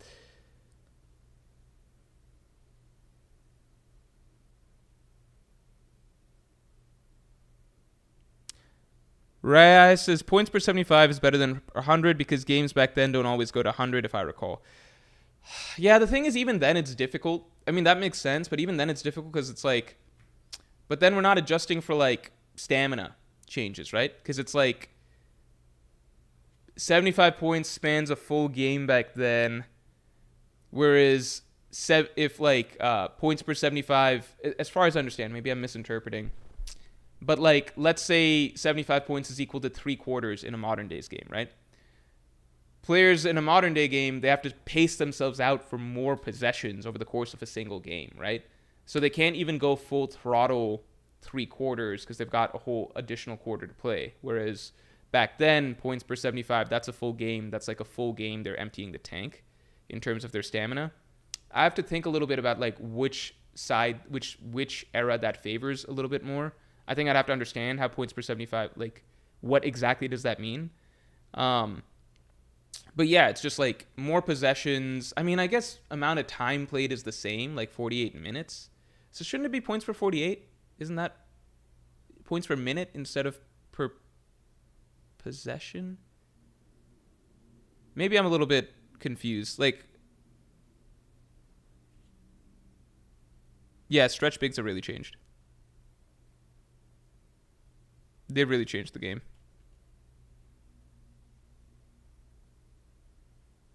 Yeah, the current game is harder on the human motor because people run around more. That's a big thing because it's just like the game, like load management. There's so much more running now that it's just like it makes sense that people need to manage themselves more. Isaiah Coleman says Jokic greater than SGA, but SGA is the engine for a championship caliber team while being top 5 in the league. I really think that Jokic should not win MVP this year. Just because I think that he shouldn't, like, it's not good for I don't think he wants to be the guy. This is just like what I would like. I like Jokic way better than SGA. I hate SGA. I'm saying that for his own sake, he should not want to win MVP. He does not want to be the guy that has 4 MVPs and only 1 championship. That just puts you in a conversation that's really, really not fun, not comfortable or whatever. Like, people are going to be very critical, whatever. Like, it's going to be a talking point. It'll be a talking point all of next year. It's unlikely the Nuggets win the championship this year. If they do, fucking amazing. Like, fucking amazing. That's awesome. But, like, how much better was it, like, for him that year that he didn't win MVP? He lost it to Embiid. He's going into the playoffs without this sort of, like, weight on his head of being like, oh, you won MVP 3 times, but no championship or whatever, right? Like, he's like, okay, well, you're not the MVP. Then he can just go out and prove it by winning a championship, right? You don't want to have that albatross of just like, oh, so many MVPs, but he only won 1 time. And then people start like, you guys remember this? So this is what happened last year. Last year, he won his 3rd MVP and he was going to lose. Like, they were about to get like swept almost by the Timberwolves or something. Like, they were down 2-0 to the Timberwolves going back to Minnesota. Like, they lost 2 games at home. They were down 2-0 going back to Minnesota. And people were just shitting on Jokic. Like, do you guys remember those conversations? People were like, he's won a 3rd MVP, but, like, this is what he's doing now or whatever. Like, he won the MVP, but, like, did he deserve it? There were conversations, did he deserve it? And then people started picking apart his championship run from the previous year. They're like, he didn't win any, like, 50-win team or, like, any, like, they started saying, like, he only beat, like, bum teams or whatever. This is what happens when he plays a real team. Like, there were a lot of memes going about, like, you lied about your championship, you lied about your MVPs, blah, blah, blah, blah. Like, people were just starting to shit on him and were like, he's, like, not good on defense, yada, yada. And then he shut all that up by playing, like, phenomenal the rest of the series. He won, like, 3 straight games back-to-back, and everyone was just like, never mind. He's the MVP. He's good. He played so good the rest of that series that even though they ultimately lost the series and they didn't win the championship, he played well enough that it was like, no, he is the best player in the world. He deserves the MVP, even though they didn't, like, defend their title or whatever. If it happens again, where gets another MVP, and then this year, like, last year they had a shot at the title. They really did. They just ran into the Timberwolves, who were the worst possible matchup. They could have at least gotten to the finals, I think, if that Game 7 went a little bit different. I think they could have gotten to the finals. You want to debate that, whatever. But they had a better shot last year. Like, they were the second favorites or something, I think, last year, right? This year they're like 5th, maybe 5th, top 6 or something like that. they're probably not like more odds are that they're not going to get to the finals. Odds are they're going to lose somewhere in the West or something like that. The slander is going to be relentless if Jokic is walking around with 4 MVPs and just like only one run to the finals even in his career. It's just not going to be a good look. I know people say that like, well, LeBron, like, I mean, LeBron had so much slander for so much time about like he had like 3 MVPs or so many or like had MVPs but no championship. Even after he won that championship, like there was a point in time in his career where he had 4 MVPs and only 1 championship. But at that point in time, it was like LeBron was he was still favored to win again that year or whatever. Jokic is not in that position. The Nuggets are likely not winning the championship this year. Amazing if they do, but they're likely not. So Jokic is not going to get another championship this year to really balance things out, most likely. So yeah, being a dude with 4 MVPs, 1 championship, and no real other championships on the horizon for that Nuggets team because they're kind of locked up with that Murray contract, to my understanding. I think that'll be that's not enjoyable. That's not the kind of attention, and you don't want to be the center of that discussion, right?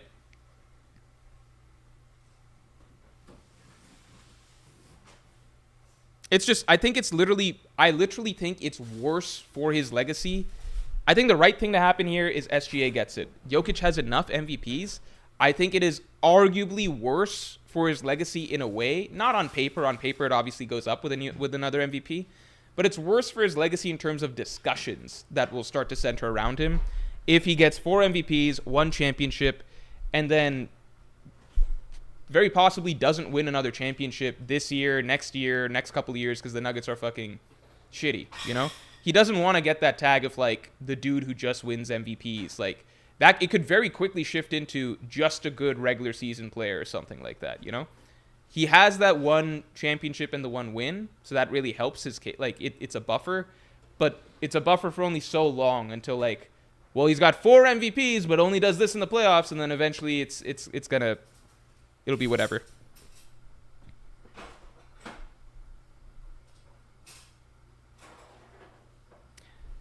Drowsy Donut ZZZ says, LeBron most slander was when he lost to the 2011 Mavs, beat TW, and he bounced back. Bro, Jokic will be all right. Bro just wants to ride horses, LMAO. But that's the other thing. I don't think he cares that much about the MVP conversation. I'm sure SGA would love to get an MVP. Mixing up my acronyms. So it's just like, yeah, Jokic doesn't care that much for it. SGA cares a lot for it. Let SGA get it. It's okay. It's like everyone's happier for it. It's probably more trouble than it's worth if Jokic gets it. The big difference, I would say, with the LeBron 2011 thing, the big difference is just that LeBron still had the best team in the NBA. He still had he was the best player, but he also had the best team. So even though he didn't win it in 2011, it was just understood that he's probably going to win one at some point, right? Like, that's why it was so crazy when the Celtics nearly took them out in 2012, because it was like, oh shit, like, is this big 3 really just like a big bust and they're going to have to break the whole thing up? And like LeBron silenced that or whatever, but it was understood that like even though I wasn't a basketball fan back then, everyone knew about the Miami Heat, you know? I didn't follow basketball, but like you keep up with conversation to a degree. Everyone knew how good the Miami Heat were, and it was just understood that like they're going to win one at some point. And, like, after LeBron won in 2012, it was like, they'll probably win another one after this, like, next year. And they did. Like, it was just understood that he's gonna win championships. Jokic's situation is not the same. He is the best player in the world.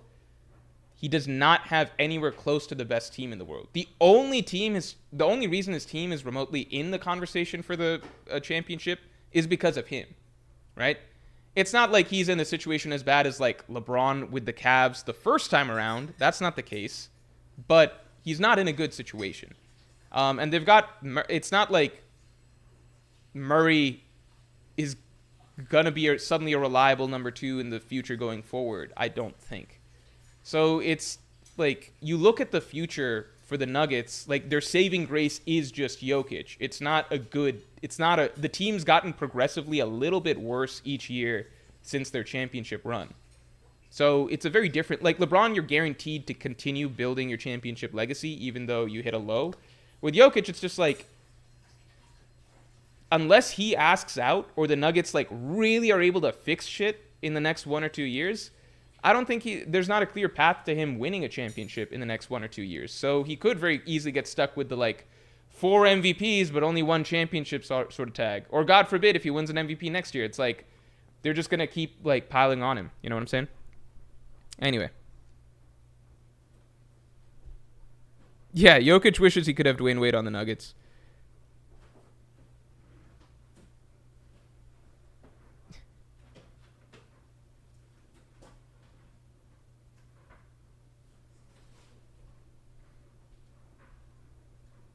Morio Animates is literally why he should win MVP. His teammates are bums. But I don't know why do Jokic fans even want him to win an MVP at this point?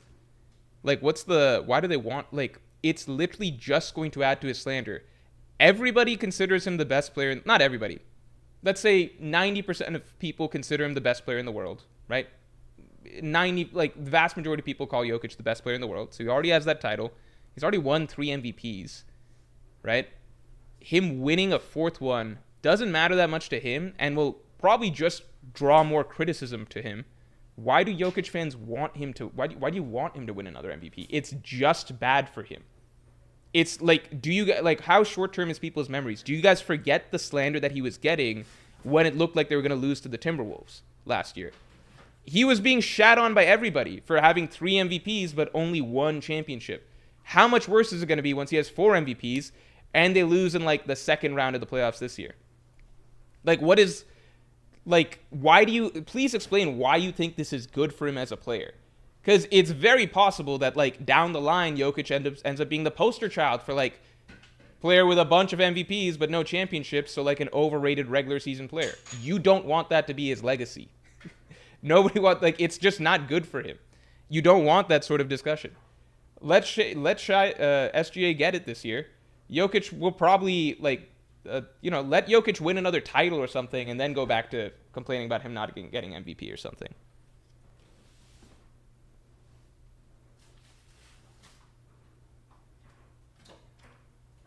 Ender Anami, I agree. I agree that if you gave Jokic any sort of good all-star, all-NBA type teammate, he would get another ring easy. I agree.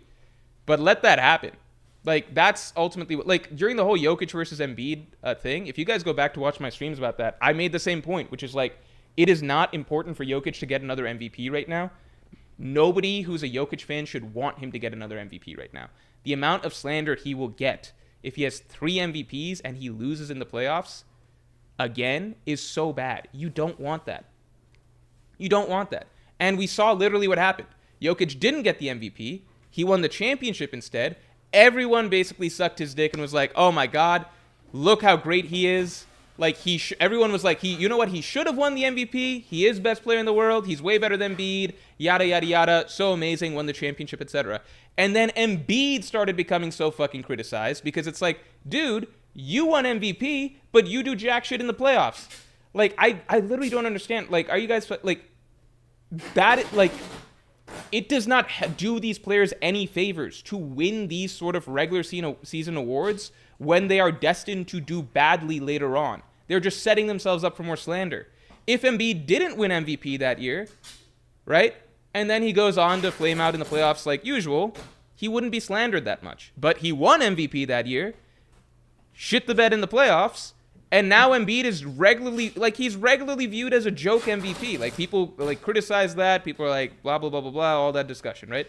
You want these players to, like, you don't want your favorite player to end up becoming, like, labeled a regular season player or just, like, a media favorite player or something. You want their regular season accolades to kind of line up with their postseason accolades.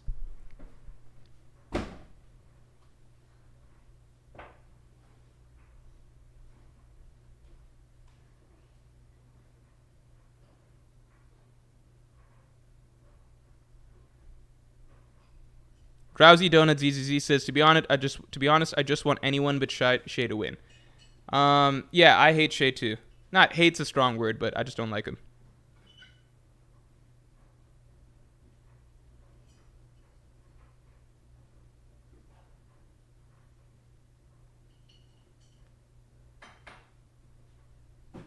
Morio Anime says he should win because he deserves it. One championship is better than none. You gotta understand, all sports discussion is based on perception.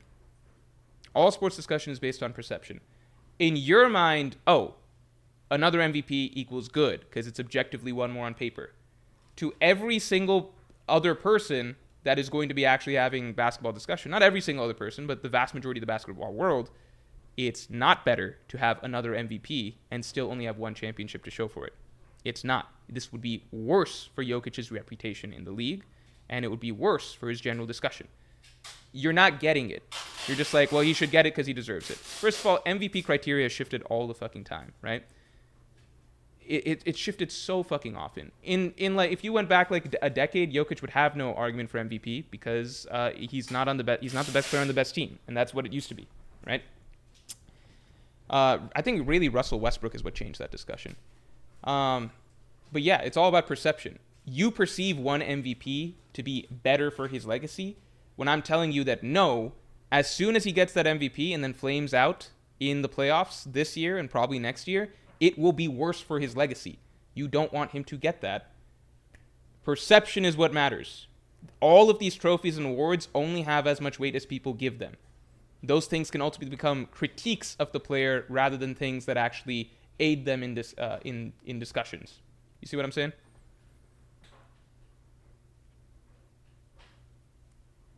I'm going to answer some One Piece questions real quick. Is TCB chapter out finally? Is that out? Oh my god, it's still not out. Okay, I'm going to answer a couple One Piece questions, and then I'm probably going to close up stream. JWP, thanks for the 2. Steve Nash, 1 MVP, averaging 15 and 11 LMAO. You know LMFAO. Okay, you know what's funny is that I know, like, nowadays, because, like, it's just the way that discussion spread, Steve Nash, I think, gets critiqued more for having those MVPs than if he didn't win those MVPs, because now he gets dubbed with the idea that, like, he's not deserving of those MVPs. You see what I'm saying? Like, he's almost, like, Steve Nash almost becomes a more polarizing figure where people want to poke holes at his resume for saying, like, he didn't deserve those. Whereas, like, if he maybe just won one, it would be probably a different conversation. But it's just, I mean, a lot of it is, like, Shaq spreading propaganda. But, you know, that's just the way it is.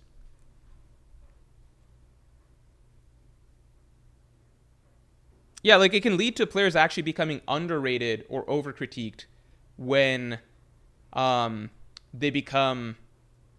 when they win too many of those sort of awards, if that makes sense.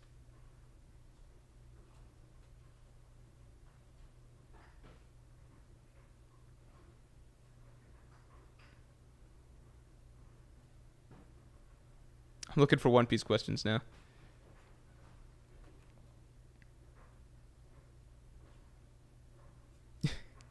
All right, we've shifted almost entirely to a basketball stream, basically. But I like that most people are on board with what we're talking about so far.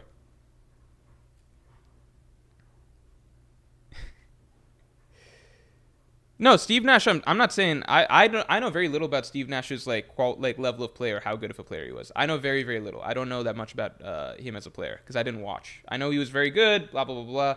But so I'm someone that's coming into the NBA much later. I didn't watch Steve Nash in his prime. For me, the most common things that I hear about Steve Nash are that he shouldn't have won 2 MVPs. That's one of the most common things I hear about Steve Nash. Whereas, if he hadn't won 2 MVPs, let's say he just wins 1 or maybe 0, then maybe he's talked about more just in a positive light. In terms of, like, you know, being all-time great passer, all-time great shooter, way ahead of the league in terms of efficiency, all of that stuff.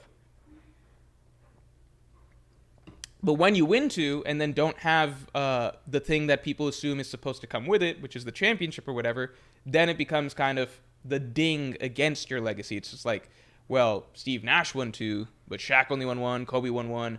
This is like a flaw in the MVP system. He becomes known more for what he shouldn't have won on paper than for how good he actually was.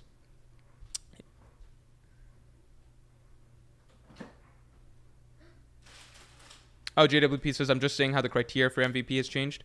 So my thing with MVP is, like, I think it could be, I feel like it should be fairly consistent, right? I also think LeBron should have won in years that Cleveland was number 1 in the East or whatever. At least some years or something like that. But I think that it should be best player on the best team as long as that team isn't, like, as long as it's clear that you are the driving force of that team. Does that make sense? Like, as long as it's clear that, like, you're the primary reason the team is in that place, I think Shea fits that category, right? I think Shea fits that category. Because once you get into like, well, who's actually most valuable for their team, it's really fucking hard to quantify. I would agree that Jokic is most valuable for his team in that and I like Jokic way better than Shea. Jokic is my like second favorite player right now. Third if you count Steph. Like LeBron, Steph, Jokic, Luka. That's my 4 favorite players basically. Jokic is way more valuable in that if you took Jokic off his team, the Nuggets are way worse than if you took Shea off the team. But you just need some sort of consistency in how you do this criteria. You just have to. Because it's too vague otherwise. And it really could just go, like, you would just have to go backwards too far and be like, okay, well then LeBron should have won it this year. Jordan should have won it this year. This guy, like, it's just too much, like, what do you call? Too much has to be reshuffled, I think. So I like the idea that it's best player on the best team as long as it's like clearly you're the driving force. So for example, Warriors 2017, 2018, no one on that team deserved MVP because it's just an embarrassment of riches, right? Like that team is just too stacked. Same thing with the Celtics right now. Like Tatum is the best player on the Celtics, but like he could not play plenty of games and the Celtics would still dominate, right? I feel like, yeah, like that's it. I just think that that's what it should be. I think it should ultimately, like, even if you are the most valuable player in the world, like Jokic is the most valuable player, I think it should just, I think MVP should reward just being the player that's brought the team to the number one in the regular season. The reason being, I think that is largely what creates... I think one of the reasons that maybe we've stopped caring about the regular season as much, if I'm really thinking about it, one of the reasons we may have stopped caring about the regular season as much may be because, like, for a long time, the MVP race was attached to seed more, right? So think about this. It was attached to seed for a long time. Like, get the top seed, or at least top 2 seed or something, and be the driving force to get your team there. And that's really, like, you've got a shot at MVP. And it was almost like a reward for being the guy that got your team to the best record in the regular season. When it started to shift, and I feel like Russell Westbrook, from my experience watching the NBA, Russell Westbrook was the big shift, where it was like, okay, he didn't get his team to a good seed, but his stats are just so amazing that, like, we just got to give it to him. That was the first time that really happened. Like, he was a 6th seed or something like that, if I recall. That was the first time it happened. That opened the floodgates to basically it not being as much about what seed can you get your team to. It became more about it stopped being about like getting like being the top team and started being more like, okay, sometimes it's about who's putting up the most stats. Sometimes it's about like who's the best player on the best team. And sometimes it's about like, okay, well, like a bit of a mix. Like maybe you're not getting them to a top seed, but you're having the most, you're raising your team seeding the largest amount. And once you're getting to that stuff, it's just really hard to measure. I think it is very difficult to measure which player is raising their team's seed the largest amount or raising their record the largest amount. This year, you would probably say Jokic is the clear, easy pick, but I'm saying it just gets very messy when you get into that area. And so I think like back when the era was that MVP is tied to which team is at the top, I think it was inherently healthier for the regular season. Maybe it would require a relabeling of the term MVP because maybe that's where people get stuck. It's like most valuable player. It's supposed to be most valuable player, so it shouldn't be a team award. But it's like, it's still a thing that keeps people, maybe the title is poor. That's its own discussion. But in an era when it was like the Steve Nash era, when it was like the Suns or whatever, right? Like it's kind of a reward for like, it keeps you invested in like, which team is getting to the top, like which team is most competitive, most impressive in the regular season, and then that kind of gets symbolized by their star getting MVP, right? It adds more weight to like the seedings that teams are getting and fighting for over the course of the year because it stops being just about the teams. We as humans tend to latch on to individuals, so the team becomes represented by a person. And it adds excitement to the regular season when there is that added element of like, these two teams aren't just fighting for first or second seed, they're fighting for who is going to get MVP at the end of the year, which is an award that people are really excited about.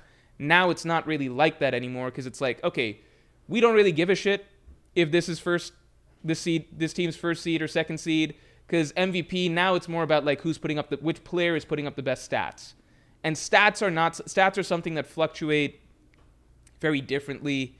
Then it just makes you less invested in like who's getting the edge in records and stuff like that. It just becomes a thing like someone just comes in and posts like Giannis got 35, 17, 20. I'm like, wow, I don't really know how to compare that to Jokic getting like 30, 15, 15 or something like that. Like, or actually that's obviously worse, but that's a poor example. You know what I'm saying? Like Jokic getting 40, 15 and 15 or something. Like, you get what I'm saying? Like, it just becomes like random numbers and stat lines that players are putting up, and then you're just putting it into like there's some level of investment in like watching the actual race in terms of like who's getting their team to the better record. I think that there is value to that. So even if you want to complain about like MVP being a poor term, I think that there was something to how that affected the excitement and investment in regular season games that has been lost now that we've shifted away from that.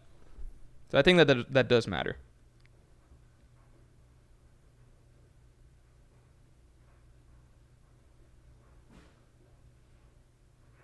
Pratyush Golcha, thanks a lot. Hi, Morj. Good morning from India. If the Celestial Dragons and God's Knights are able to teleport, what's the purpose of the 4 alcohol bridges? Because those, I think, are for... I don't think those are for the Celestial Dragons and such.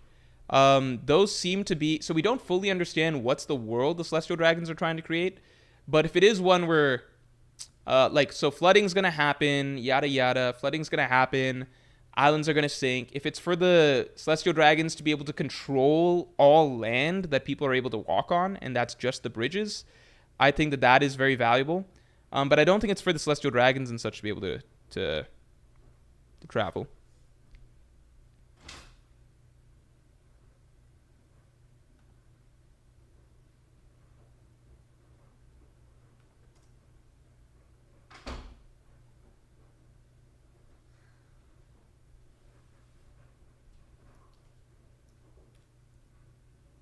Are we arguing about Russell Westbrook now? I'm not saying it's his fault. Yeah, it's not his fault that people voted for him for MVP that year. But Westbrook was the Pandora's box. It did change.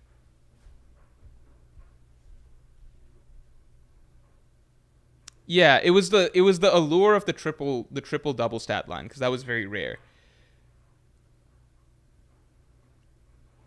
I think what's shifted is that a lot of players could probably average a triple-double nowadays if they specifically aimed to make that their primary goal. Like, Jokic could average a triple-double if that became his singular focus. Luka could obviously average a triple-double if that became his singular focus. LeBron could have probably averaged a triple-double for years if that was his singular focus, but he wanted to coast more in the regular season, and save his energy for the playoffs. Harden was a better player at that year than Westbrook. I think that was just like a human monkey brain, like simplicity thing of like triple double, like double digit. Like we just fixed a certain value on that, which was pretty arbitrary. Like, it's not like that specific combination of numbers is the most valuable to winning. It's just what it was. I feel like Westbrook has become underrated in recent years almost, so I don't want to go into a shitting on... Like, Russell Westbrook in his prime has become underrated. I don't want to go into a shitting on Westbrook session, but that was the year that did change basketball MVP discussion a lot. It was the perfect storm. It was the perfect storm of events, because what happened that year was basically the Warriors super team took over. So the Warriors super team became a thing. So it was basically like, well, they have the best record, but nobody gives a shit because it's just too stacked. Kind of like the Celtics now, but just to an even more degree, right? So it's like, well, we're not going to give any of you the fucking MVP. So like the best record, best team thing, that's out the window, right? I think LeBron and the Cavs were the first seed in the East. That was a year that probably should have gone to LeBron, right? Was LeBron and the Cavs first seed in the East? 2017 Eastern Conference standings. I might be wrong on that. Oh, no, LeBron. Oh, never mind. Yeah, LeBron could have easily swooped in and taken MVP that year if he fucking took it more seriously during the regular season. Because that team, that Cavs team, was so much better than the rest of the East. I think they went undefeated. Like, it was a perfect record in the playoffs against the rest of the East. LeBron threw that year away in terms of MVP chances. So, like, if LeBron had taken it, if LeBron had pushed hard in the regular season, gotten the Cavs to the seed that they easily could have been, like, just been best player on the best team, in the East at least, I think that would have been his MVP. But there was just no sort of driving, like, it was just such an open season. Because it was like, the team that's the best in the West, we're not giving MVP to anybody on that team. Nobody gets it there. And then on the East, it's like, well, LeBron should be leading his team. Like, they're the best team, but he's fucking taking it easy because he knows he doesn't have to. So it's like, okay, we can't give it to you. Celtics happened to be the best team, but they weren't that good. So then it became like a competition between Westbrook and then that's when it became the stats year. Because it's like, we knew the two best teams, the Warriors and the Cavs, but neither of them were going to get MVP that year. Cavs because they were taking it too easy. Warriors because it was just too stacked. So that's the season that was the perfect storm to become about stats, like a player's individual stats, rather than what the team's seed ends up being. And then once that happened, it was open season. Anyway. All right, everybody. Meek was lying? Yeah, I think so. That's funny. Tipitio Treviso says the amount of 2 stack attacks Curry got is really strong. Is really astonishing. No, I don't think so at all. Because he won. I think Steph Curry, because Curry was the player that got me into the NBA. He is my second favorite player of all time. And for a long time was my favorite player. It just slowly became LeBron, just like LeBron slowly wore me down in terms of just being very impressed and enjoying watching him. But Curry's my second favorite player of all time. There is no play, like, Curry does not get any sort of excuses or any sort of thing in terms of his legacy. The simple reality is that he has benefited. He went through two. I think his career is perfectly balanced where it should be now. Because the reality is, he did get to win some rings with amazing circumstances. Like players would kill to have the circumstances that he did. Like, the first year playing basically LeBron and nobody else, because Kevin Love and Kyrie Irving were both injured, and Matthew Dellavedova was LeBron's second guy. Very easy championship, right? Then 2 years straight that he gets to play with fucking Kevin, like the most stacked team of all time, and he doesn't even have to be like the number one option on that team. That's amazing, right? Like, he got 3 championships with very easy circumstances.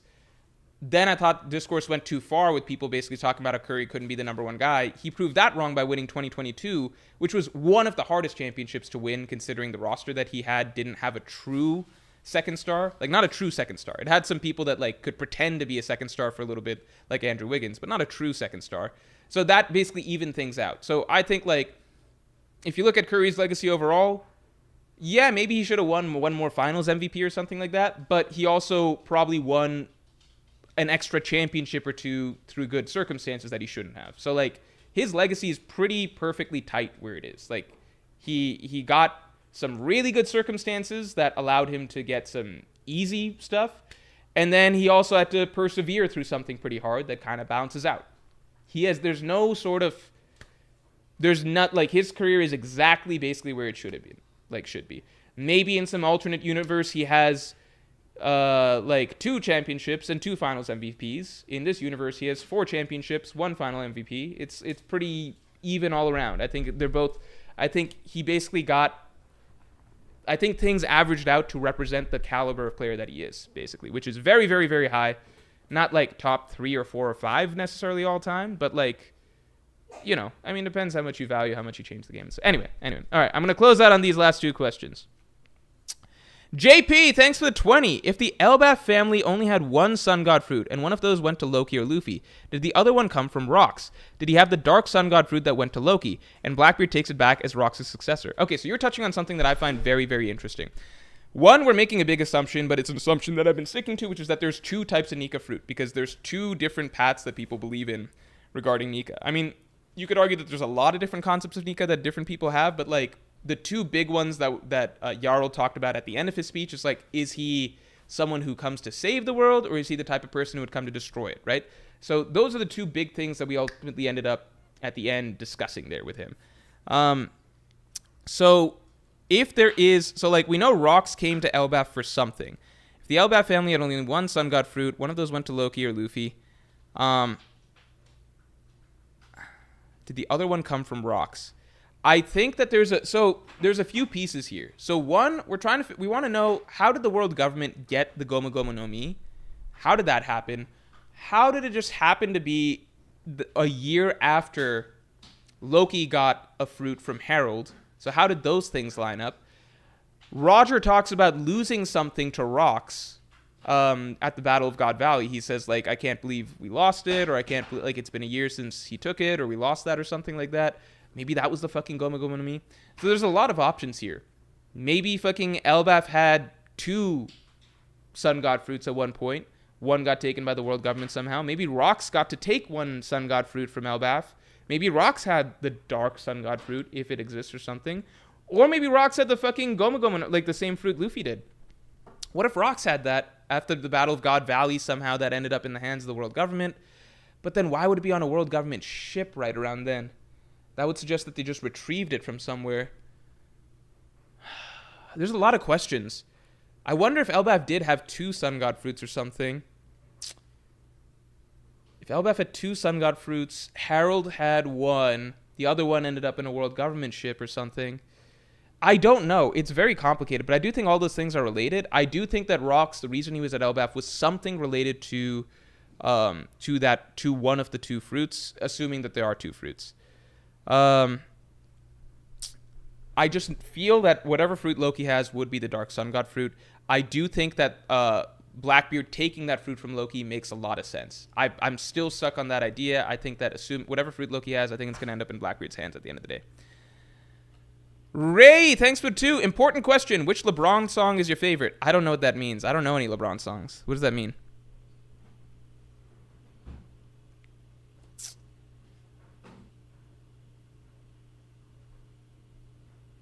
I don't know any LeBron songs. I'm sorry. Ender Anami says Curry's career is essentially the best version of his career he could have hoped for outside of that 3-1 loss law.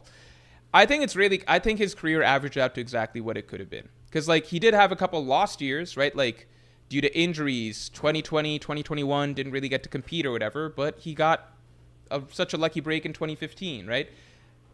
Impossible to lose in 2017, 2018, unless they really shit the bed. But yeah, unlucky break in 2019, I forgot that as well. Although they had a stacked roster regardless, like it's just a lot of fat. I think with Curry, everything just evened out to what it's supposed to be. And the 3-1 loss, that's on him too. Throughout that, I was Tapchio Treviso says Curry made KD life easier, not the other way around. I think that's just like that's such a reductive way to view it. And I like Curry way better than Durant. And during those years, I felt like Curry was as good as Durant, although anyone with eyes could see that they treated Durant as their closer. When they needed buckets, they just gave it to KD.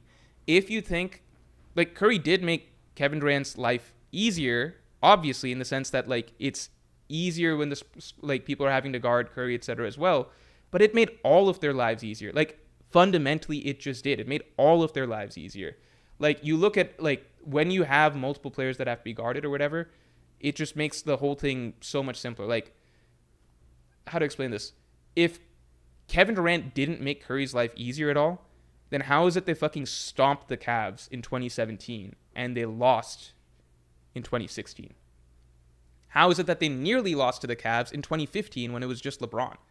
Like, what are you talking about? Like, especially, I think the biggest thing that people miss about the Curry-Durant discussion, and this is something that, like, you can watch so many interviews, even from Warriors players that talk specifically about this.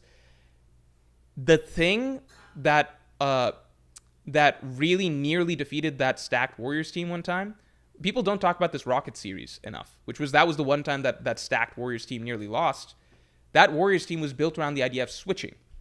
It was built around the idea of switching, basically completely stopping the sort of Warriors motion offense or whatever. And so when it boiled down to basically like, okay, we just have to win as much one-on-one as possible, that's when they gave it to Kevin Durant as much as possible, because Kevin Durant was the answer to that sort of defense, which is basically, okay, we will just give it to the best ISO scorer, at least of our modern times. Maybe you could argue like potentially in NBA history. But that was basically it. Like, there are times that you just need an amazing ISO scorer to close for you. Kevin Durant made life a lot easier for Steph Curry too. Like, it's fucking insane to say. Like, do you genuinely think that the Warriors were better in 2016 without Kevin Durant than what I don't know what the fuck you're talking about.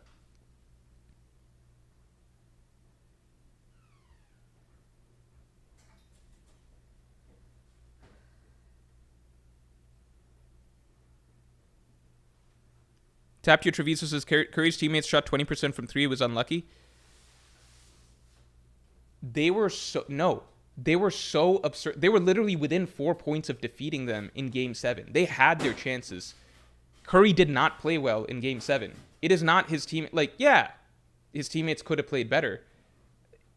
If they had won that Game 7, Curry wouldn't even have been Finals MVP. It was consensus at that time that Draymond Green would have won Finals MVP at that point in time. Curry did not play he did not play good the last 3 games. Curry got me into the NBA. So I was speaking entirely from somebody that was like a hardcore fan of his, did not like LeBron, did not like other players. I wanted to see Steph Curry pull through. He had literally every chance to pull through for them and actually deliver a great game in Game 6 or 7 or whatever. He did it. Like, he did not play good Game 7. Like, he played... The fucking shot that lost them the finals was literally on him. He became a much better player from that experience.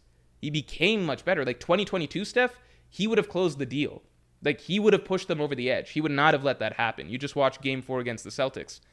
But he was not that player at that point in time. He did not deliver in 2016. Their team was so much better once Kevin Durant came. And Kevin Durant did rightfully win those finals MVPs. Kevin Durant was the reason that they got past that Rockets team. And Kevin Durant was the reason that they beat the fuck out of the Cavs that year, whereas they lost the previous year. Like, those things are true. I still put Curry above KD all time. But at that point in time, everybody consensus did basically come around to, okay, KD probably better than Steph, at least at this moment in time. Yeah, KD on that Warriors team was the closest thing to an actual cheat code in real life. MJ is the best scorer? Yeah, fine. If you want to say MJ is the best scorer over KD, that's fine. Fine. Kevin Durant's like second or third best.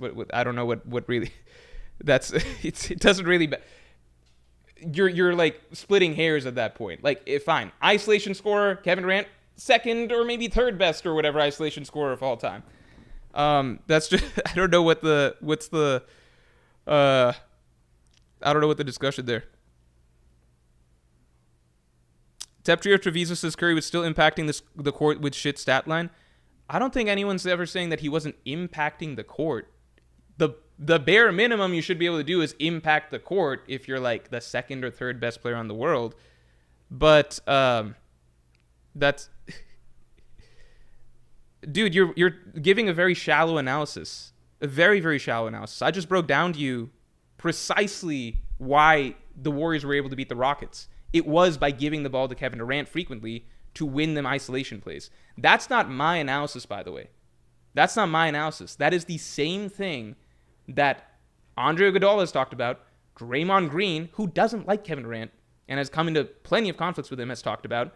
That's the same thing Klay Thompson has talked about. All the Warriors have fucking confirmed this over the course of like various podcasts and things like that. They needed KD for those specific matchups.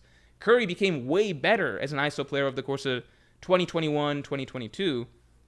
And Curry obviously made things easier for KD, but it is insane to say that KD didn't make things easier for Steph. The simple fact is they destroyed the Cavs in 2017 with KD, whereas they clearly weren't as good in 2016 with just Steph. So how could you say that Steph made things easier for KD but not the other way around?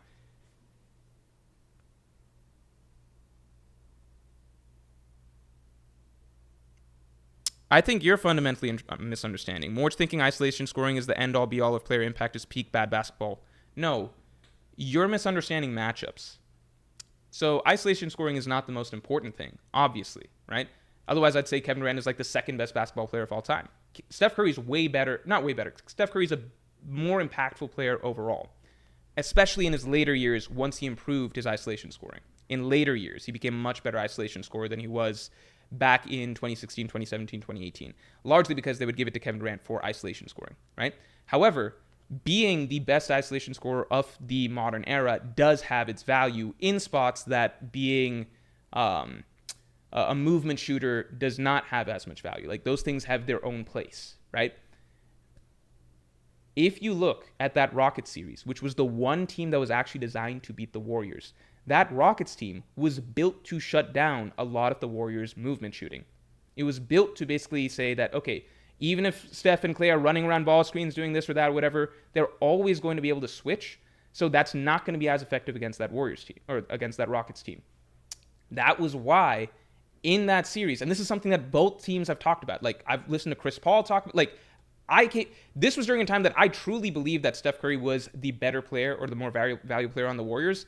I had to listen to so many players basically break down and so many analysis break down why KD was the key at that point in time to get them over the hump, that like I processed that information and I evolved my understanding of basketball, right?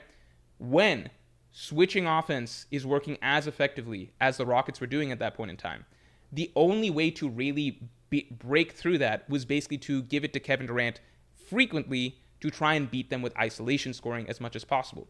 In that specific matchup, it became very, very important. In that specific matchup, isolation scoring became very, very important, more so than Steph Curry's movement shooting. That is like a general fact that any breakdown of that Warriors-Rockets matchup will tell you. Like, that is just a generally accepted fact that any analysis will tell you.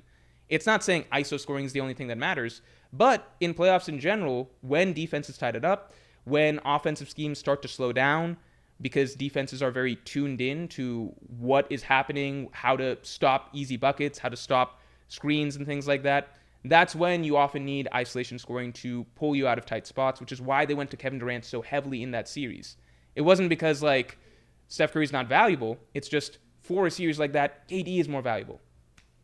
Against the Cavs, like, KD was the X factor that swung them to being dominant over the Cavs, while the previous years, they weren't able to do that, right? Curry was probably equally valuable in terms of his on-court gravity to Kevin Durant there, but at the end of the day, they did give the ball repeatedly to KD to pull them out of tight spots, which is also very, very, very valuable. You look at Game 3 of the 2018 Finals, Curry was fucking terrible that game. They won that game because of KD. Like, there are games, like Game 3 of the 2017 Finals, Curry was good, but, like, they won that game because of KD. I do not like KD that much. Curry ranks higher for me as a basketball player overall, but at that point in time, KD was their closer and he was their number one option at the end of the day, and he did deserve those two Finals MVPs. And like most basketball analysis backs that up.